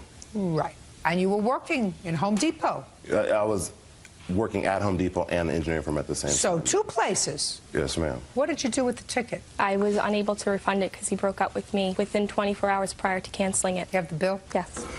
Why did you break up right before you were ready to leave for New York, sir? Well, there was a span of like 2 weeks where her and I barely ever saw each other. And that was because my work schedule at the engineering firm went from a regular 8-hour day to 9 to 12-hour days. And I didn't have time to see her. It was work, home, work, bed, pretty much. Okay. A gentleman that I play football with, his girlfriend and Miss Murray became very good friends, hanging out, had informed me that the plaintiff had gone to MySpace and read a quote that I'd written on MySpace. And that was one of the first issues. One of the other issues was Did you say something not nice about her? I didn't say anything toward her at all. The quote that I left on my page said, "Due to the pain caused by love, to love I say." And that was nothing toward her previous relationship exactly to that. Then it went from that to she had been saying, "Oh, I don't have money, I don't have money, I don't have money." Well, then my friend's girlfriend is like, "Oh, we went shopping today. And Lisa bought this, and Lisa bought that, and Lisa bought this." What does it make any difference to you whether she said, "I don't have money"? Well, because if you're going to tell me you don't have money, then how are you going to turn around and go shopping? She wasn't asking for money from you, was she? Initially broke up with her because she lies. You can't trust a liar. You can trust a thief because you know they're going to steal. You can trust a killer, you know they're going to kill, but you can't trust a liar. I asked her, I said, "Well, did you go on my MySpace page and read that?" She said no. And before that, I said, "Is there anything you want to tell me about that you haven't said to me in the past?" "No, there's nothing I can think of." You're going to get your $2 back for the ticket. Before you leave, you get down on the floor, on all fours, kiss the ground, and say, "God, thank you for terminating this relationship, because this guy is no good. No bargain, no good, no way." I don't know much about you. I don't know if you're good, but I can tell you right now, he's a bum. He's always going to be a bum, because he makes excuses for what he does that bear no resemblance to reality. That's what he just did. He just gave me a whole cock and bull story. In reality, he probably found somebody else to cover some of his bills, because when someone is so smitten with a woman, they don't not see them for 2 weeks. They may give up sleeping, but they won't go work, job, work, school, work, and not see the person for whom they have lost their heart. Do you understand? Yes, sir. So he made up a whole big story. Nothing in his story was true. So you're a very lucky, girl, that you got rid of him, because for somebody who doesn't like lying, he has become very proficient at it. Judgment for the plaintiff in the amount of $295. That's all. 23-year-old Erin King is suing her former roommate, 21-year-old Avian Moses, for stopping payment on a rent check. Avian claims Erin kicked her out after 2 weeks of living together. Ms. King, the defendant was your roommate for a short period of time. It is your claim that she moved out after an argument that you had, and she put a stop payment on her rent check. Yes. You want your rent. Right. And the defendant says that you kicked her out of the apartment, and therefore she doesn't have to pay you any rent. Ms. Moses, you moved into Ms. King's apartment? Yes, ma'am. When? I moved in approximately August the 4th, I believe, around the beginning of August. Was it August 4th? August 5th. And you knew each other before? Yes, we did. Through college. What was the rental arrangement? The rental arrangement was that we would both split the rent equally, $305, including utilities. She was supposed to pay me on the 3rd of each month. So far, is that correct? Yes, ma'am. When did she move out? She moved out November the 14th. Had she paid you November's rent? Well, she wrote me a check when I went to the bank to cash it. That's the rent check that she stopped paying. Right, and I have that as well. Okay, so that was November 14th. So far you were in the apartment from November the 3rd to November the 14th. Yes. So you should have paid rent. Yes. On what date did you give her the rent? Probably the 7th. It was after the time that I was supposed to give it to her. Oh, yes, ma'am, the 7th. Why were you late with your rent? Well, a week before that, my purse had gotten stolen, and I didn't have a bank card. I had to change all my accounts, and during this time when I was changing the numbers and all, getting everything straight, I informed Erin of this. I said, I don't have a checkbook, I don't have a bank card. I said, can I just pay you next week once my accounts are in order? She said, yes, no problem. I said, I'll pay you a late fee. She said, okay, no problem, and I did so. You paid her the rent? Yes, and a late fee. Which you owed her? Yes. And the late fee? Yes. Now, why did you stop payment on the check? Me and Erin had been having problems living together for about a month. She was in an abusive relationship. It was constant fighting in the apartment. Her boyfriend would come over, get high, smoke weed, hit on me. She'd leave him in there. She gave him a key to the apartment. She would constantly fight with me over food, saying I was stealing from her. We got into a physical altercation, and I decided this was the last straw. She was not on the lease and to get out of her house. So I said, gladly, I'll stop paying my rent check, and I'll leave your house immediately. Well, you can't do that. A, you didn't tell her you were stopping payment on the rent check. I did tell her I was stopping payment on my rent check. Really? No. She You didn't called even me. say that in your answer, that you told her you would She leave called immediately. me that same day, and I told her I was stopping payment on my rent check and I was moving out. You may have told her that after she called you on the phone, but when you had the argument with her in the house... No, she told me to leave. She told me this was her apartment and to leave. On the phone or in person? No, when we had our physical altercation. I understand that. You're not putting on your listening ears. I'm sorry. At the time you had this altercation and this argument, you did not say to her, I'm putting a stop payment on the rent check. According to you, you told her over the phone that you were putting a stop payment on the rent. I apologize for not mentioning that, but I did tell her at the point when we were after the physical altercation, the police that came, I told her that I was leaving and I was stopping payment on my rent check. Well, you can't. Okay. You can't. Unless, of course, she changed the locks. Yes, that's exactly what she did. When did you change the locks? I changed the locks on the 14th. That was because she had been going through my belongings. She had actually stole from... Just a second. You can't change the locks and ask for rent at the same time. Well, I actually changed the locks after she did the stop payment on the check. After they gave me the check back from the bank, I went to the bank on the 11th. They told me at the bank I need to take this check back to Ms. Moses. They couldn't tell me why because it was concerning her account. After I left the bank, I said, Avian, I just left the bank. They gave me the check. She said, I'm not paying you anything. I'm moving out. That's not correct. And so after that, I later discovered that she had been in my room while I was out of the apartment. Ms. King, can't have it both ways. If you change the locks on the apartment, making it impossible for her to come back to the apartment, you can't charge her for rent for the entire month. She did come back to the apartment. After we got into the argument on that Sunday, the police came. Who called the police? She did. Even though she started the altercation, she was threatening me with an alcohol bottle, saying that she was going to hit me upside my head with it. While the police was there, I said, it's fine. She can stay, for the next 3 weeks. It won't be any problems. She left that Sunday. She actually came back that Monday and spent the night, even after she told me that she was moving out, and she had started to move her stuff out. When did she finally move the last bit of property out of the house? She didn't finish moving out because after I had the locks changed, I called her and I let her know that I had the locks changed and to call me and make arrangements to get the rest of her belongings. I guess she was angry because I had the locks changed, and she said, well, you're stealing my property. She was with her mother. I said, no, you can come in and get your stuff. I even gave her mother a futon cover that was in the living room and a financial aid paper. I guess, it has her financial information. I kept telling them, please come in and get the rest of your stuff. I even, gave them that. I wasn't... When did she take it out, or did she still not? She left after I gave her mother the futon cover and the Norfolk State financial aid booklet. They said, we don't want the rest of the stuff. We're leaving, and they left it. And so she left a bed, a dresser, Did you leave clothing. a bed and a dresser there? Yes. Ma'am, because... Yes, I did, because she wouldn't allow me to get it. She changed the locks. Listen to me. You didn't sue her, did you, for your stuff? Yes, I did.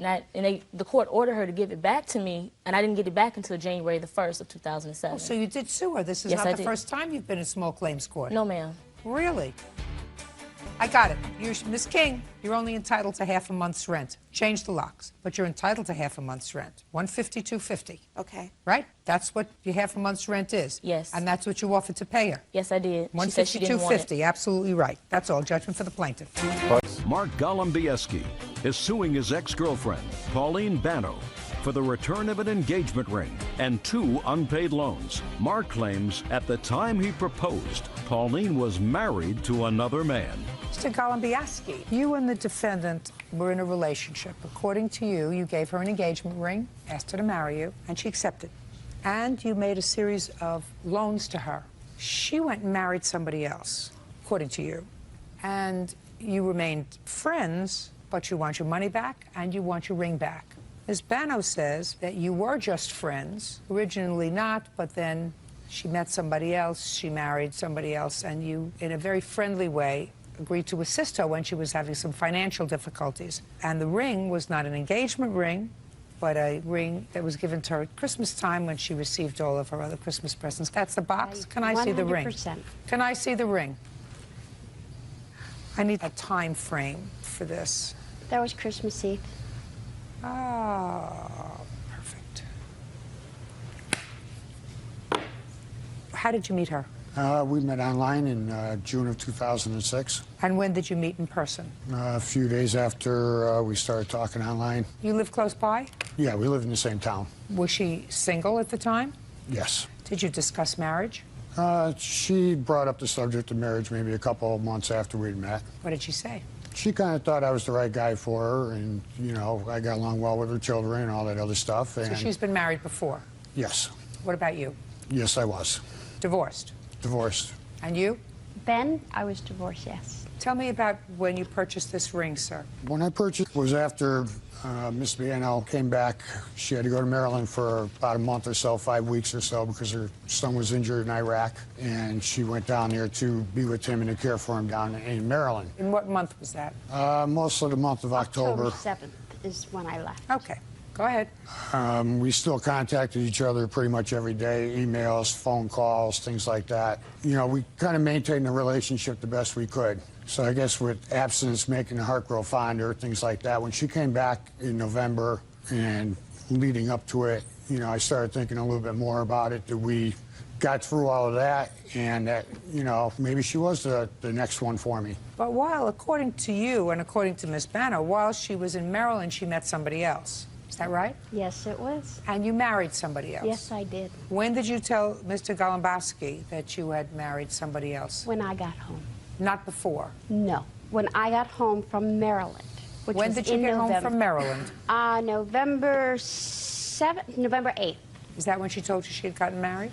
No, Your Honor. When did she tell you she Mark, got married? you were crying No, on the no, no, phone. Mr. Bano, don't speak to him. When did she tell you she got married? She told me she did not even get married until just before Thanksgiving, which would have been around November 22nd or so. Okay, so She sometime told me- in Yes, November. that's true. Sorry. She didn't tell me this until about the beginning of the year after Christmas, that she got married back just prior to Thanksgiving.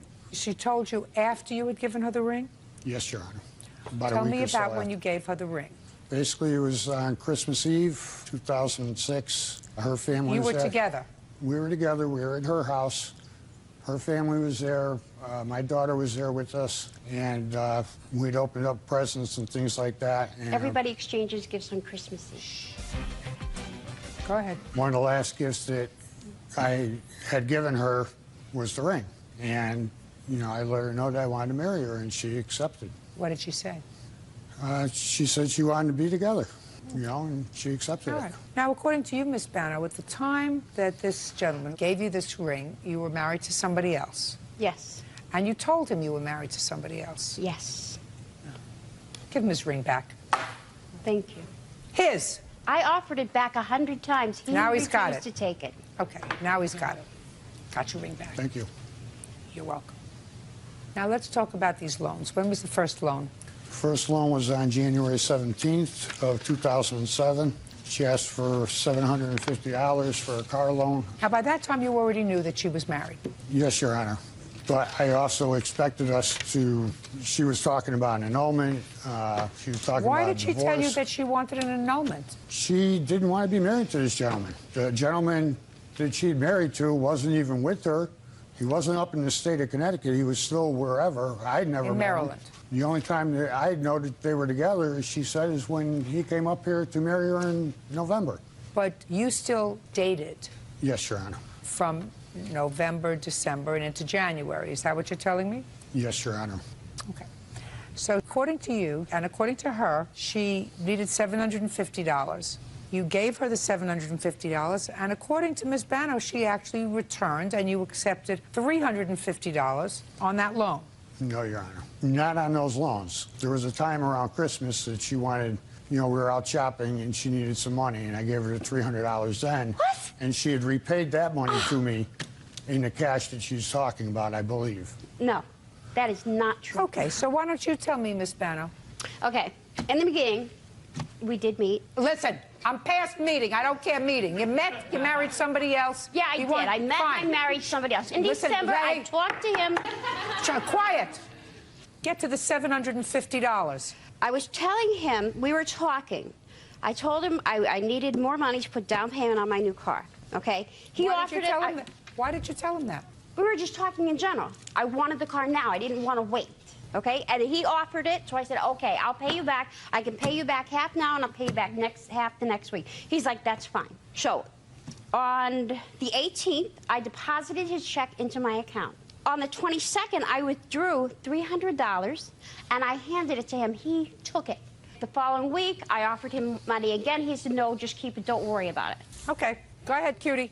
When was the next time you told him you needed money? I didn't tell him I needed money. We're just having conversation. Okay, in conversation, the second time in conversation, we were discussing, and I was saying, we were talking about my income taxes, how I hadn't been here, blah, blah, blah, blah, blah, so on and so on. Just a second. Don't tell me about income tax. I read your answer. Yeah? According to your answer, you were having some financial difficulties. So what did you need money for in January? A car. You got the $750. You just said what I need money for in January. February. March. You mean you're still stringing him along in March? Yeah. What did you tell him you needed money for in March? We were just talking about money in general. He offered the money. He left a check on my kitchen table. My daughter picked it up. We asked, what is this for? He said, help you out with bills. I was like, thank you. We cashed it. We paid some bills. Oh, Lord. Let me tell you something. Mr. Golubieski, kiss the floor, look up to God, and say, thank you, God, because but for the grace of God, she could have married you. Then you would have been in real trouble, sir. Right now, the guy in Maryland has to worry about it. He doesn't have to worry about anything. Judgment for the plaintiff in the amount of $1,900. That's all. Parties are excused. You may step out. 22-year-old Leonardo Saucedo is suing his former roommate, 23-year-old Jessica Trejo, for breaking their apartment lease. Mr. Saucedo, this young lady was a friend of yours, and you decided to rent an apartment together. That's correct. You signed a one-year lease. It was a two-bedroom apartment, from what I gather. You moved in. Shortly after you moved in, she moved out. Yes. And you were able to terminate the lease early, but it cost you several $1,000s. And you believe that because she moved out without any good cause, that she should be responsible for the early termination fees on the lease. That's correct. I've tried and tried to find the defense that is in Ms. Trejo's answer, and the best I can figure out is you were playing your radio too loud. No, that's not true. I don't know what her defense is. When did you move into this apartment, Mr. Saucedo? We moved there September 2006. And how long had you known the defendant before you decided to be roommates? About a year. I had met her on MySpace. You didn't have a romantic relationship?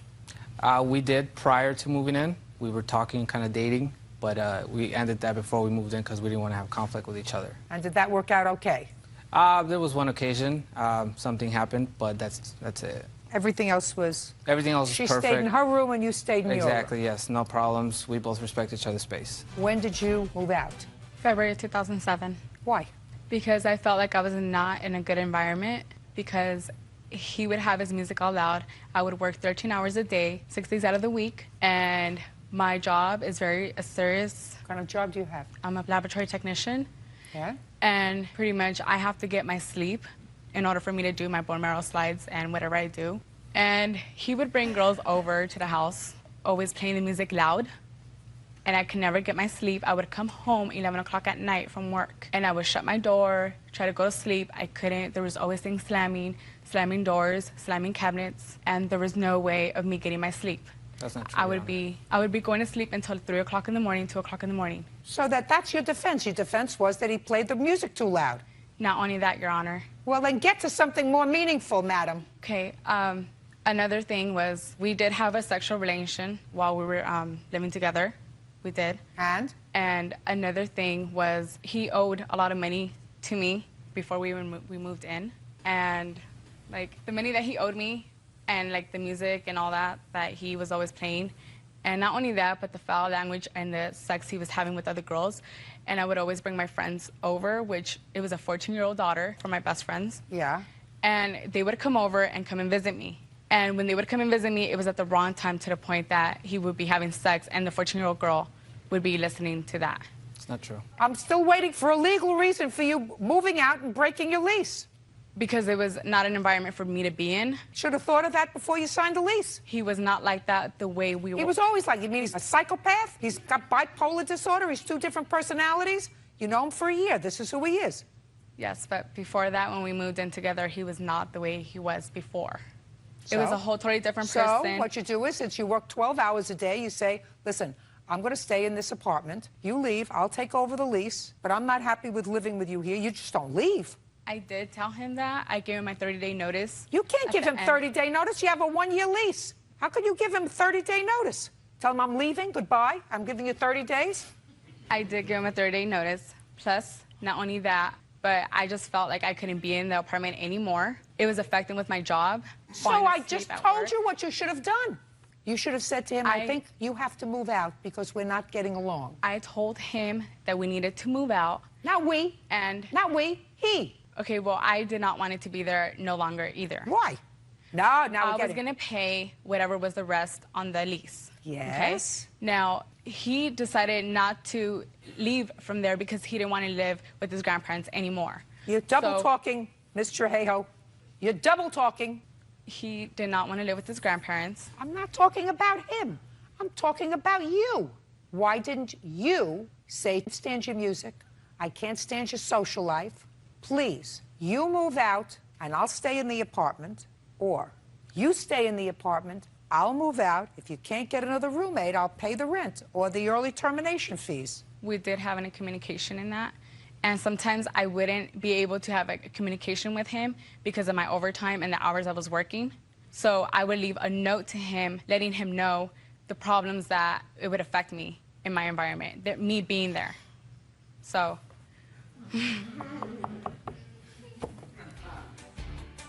You can't act like a baby. You can't pack up your suitcase and leave when you have a lease, when you have an obligation. Do you understand that? I understand. Where did you go when you left him? I had went back. I don't want you to think about where you went. I want you to just tell me where you went. To my mom's house. That's an answer. And are you still there? Yes, I am. And you don't pay rent? Yes, I do. How much rent do you pay? $500. I don't believe you. How's that? I don't believe you. I think that you're a slick talker. But I think you did the wrong thing with regard to this young man. You have no valid reason that you moved out of that apartment. None. The radio was too loud? Tell him to turn the radio down. You wrote him letters? Let me see the letters. I assume you kept a copy. No, I didn't. Well, of course not, because it's a lot of baloney. You don't like him having women in the apartment? That was your arrangement. Your arrangement was you were moving in as friends. That's why you moved into a 2-bedroom apartment instead of a 1-bedroom apartment. How much did you pay in fees to terminate the lease? In total, I paid $4,145, but I'm only suing for $3,080 because I'm paying for my half of the rent for the 2 months. Let me see your figures, please. How many months did you stay there, Mr. Saucedo, after she moved out? The first week of March was my last week there. And where did you go? Back to my grandma's house. How old are you? 22. And you? 23. That's where you belong. Judging for the plaintiff in the amount of $3,080. That's all. Step out. Parties are excused. You may step out. আমি শুনেছি আপনি অপূর্ব পূর্ণিমাতে হয়েছিলেন এবং সেজন্য আপনার নাম রাখা হয়েছিল অপূর্বা, সেখান থেকে অপু, রাইট? হ্যাঁ। এত ইনফরমেশন। আপনার জন্মদিন 11 অক্টোবর। অন্যদিকে বলিউডের যিনি এবি অমিতাভ বচ্চন, তার জন্মদিনও কিন্তু 11 অক্টোবর। বিষয়টা খুব ইন্টারেস্টিং না? একদম একদম। উনি অমিতাভ বচ্চন, আমি আসলে অপু বিশ্বাস, বাট জাস্ট একটা অক্ষর নিলে এবি হয়ে যায়। I am so lucky. এটা আমি নিজে নিজে অনেকবার দেখেছি, বাট এটা আসলে নিজের ঢোল তো পেটানো যায় না। আমারও অনেক ভালো লাগে যে এত বড় এক মাপের মানুষের সাথে কিছুটাও মিল আছে। যেমন আমাদের প্রয়াত একজন আছেন আয়ুব বাচ্চু ভাই, তাকেও কিন্তু শর্টকাটে এবি ডাকতেন। I am so lucky. একেবারেই তাই। একটা ব্যাপার, আমি শুনেছি আপনি অপূর্ব পূর্ণিমাতে হয়েছিলেন এবং সেজন্য আপনার নাম রাখা হয়েছিল অপূর্বা, সেখান থেকে অপু, রাইট? হ্যাঁ। এত ইনফরমেশন। ওই যে আমাদের তো একটা টিম রয়েছে, টিমের একজন প্রধান আছেন যিনি সব ইনফরমেশন গ্যাদার করে থাকেন, আর আমি সেগুলো ডেলিভার করি। বাই দ্য ওয়ে, কিন্তু এত অপূর্ব পূর্ণিমার মতো আলো ছড়ানো মেয়েটি পৃথিবীতে আসুক, সেটা নাকি বাবা মা চায়নি। এটা কতটুকু সত্য? আমি প্রথমেই বলি যে আমাদের মানে প্রিন্ট মিডিয়া এবং ইলেকট্রিক মিডিয়া এবং টিভির এই প্রোগ্রামের মাধ্যমে বলি যে কথাটা আমি কোনো এক জায়গায় বলেছিলাম, কিন্তু এটাকে খুব ভুলভাবে উপস্থাপন করা হয়েছে। আসলে হয় না যে আমরা তো 4 ভাই বোন, তো আমার আগেও তো 3 ভাই বোন ছিলেন, তো ওই রকমভাবে আমার বাবা মারা তো অত প্ল্যানিং করে কোনো কিছু হতেন না, খুব স্বাভাবিক ওই সময়টাতে। আমার মা যে প্রেগনেন্ট আর আমি তার গর্ভে ছিলাম, তো সেই বিষয়টা আসলে ওইভাবে তারা বুঝে উঠতে পারেননি। পরবর্তী সময় যখন বুঝেছেন তখন বাবা মা চেয়েছিলেন যে এখন আর নয় বা পরে দেখা যাবে। তো তো সেইটাই আসলে আমি বলেছিলাম, সেটাকে একটু ভুল উপস্থাপন দিয়েছিল, যেটা হয়তো আমার বাবা মা বেঁচে নেই, ওনারা দেখলে বা শুনলে হয়তো বা কষ্ট পেতেন, হার্ট হতেন। আসলে মেসেজটা এটা ছিল না, ছিল এটাই যে আমরা 4 ভাই বোন, 3 ভাই বোন যেহেতু ছিলেন, তো আমারটা ওই মুহূর্তে তারা হয়তো প্রিপেয়ার ছিলেন না। আমি এরকমটাই ধারণা করেছিলাম, যার জন্য প্রশ্নটা করা যে ক্লিয়ার হয়ে নেই। থ্যাংক ইউ ভেরি মাচ মো, অলওয়েজ তুমি আমাকে ক্লিয়ার করো যে কোনো বিষয়টা।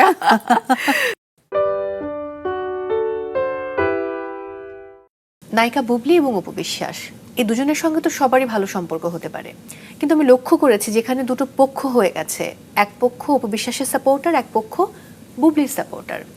কই, আমি জানি না, এটা আমি খেয়াল করিনি। আমি বিষয়গুলো একদমই খেয়াল করিনি, কারণ আমি এভাবে দেখি না, সো আই ডোন্ট নো। আপনার কি মনে হয় যে সবার সাথে দুজনের খুব ভালো সম্পর্ক? এটা অ্যাকচুয়ালি ডিপেন্ড করে। আমি যেটা বললাম না, যে ধরো তুমি ফার্স্টে এর মাঝে একটা কোশ্চেন্স ছিল যে ফ্রেন্ড হওয়া বা বন্ধু হওয়ার বিষয়টা যে বললাম, আমি বললাম যে কেন, ওরা ছাড়া তো আমরা আসলে টোটালিটি না। ধরো আজকে আমি যে গেট আপটা নিয়েছি, এই যে কাদরি মাহফুজকে মাত্র দেখলাম, সেই তো আমাকে করেছে।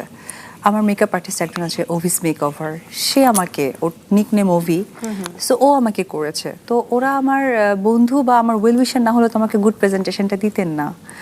সো আমার বিষয়টা আমি এটা খেয়ালই করিনি, সো আই ডোন্ট নো, আমার কোনো আইডিয়া নেই।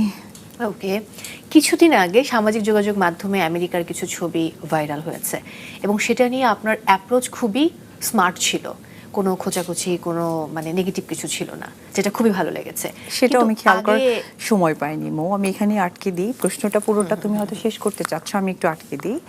আমি সেটাও খেয়াল করিনি, কারণ আমি লাস্ট 10 থেকে 15 দিন আমি একদম ফেসবুকেই নাই, একটু লগ আউট করে রেখেছি, কারণ আমার বিজনেস বাড়াচ্ছি, সাথে সাথে আমার আরও বেশ কিছু প্ল্যানিং আছে, সেটা শেয়ার করব কখনো সুযোগ মতো, নিশ্চয়ই তোমরাই পাবলিশ করবে এবং আমি চাইবো পাওয়ার মানুষে।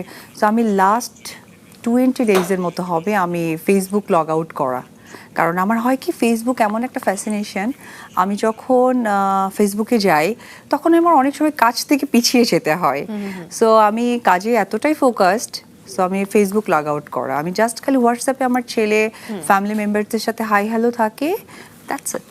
গেল জুন মাসে একটা ভিডিওতে দেখেছিলাম যে আপনি, শাকিব খান এবং আপনাদের সন্তান জয়, আপনারা 3 জন মিলে শপিংয়ে গিয়েছিলেন।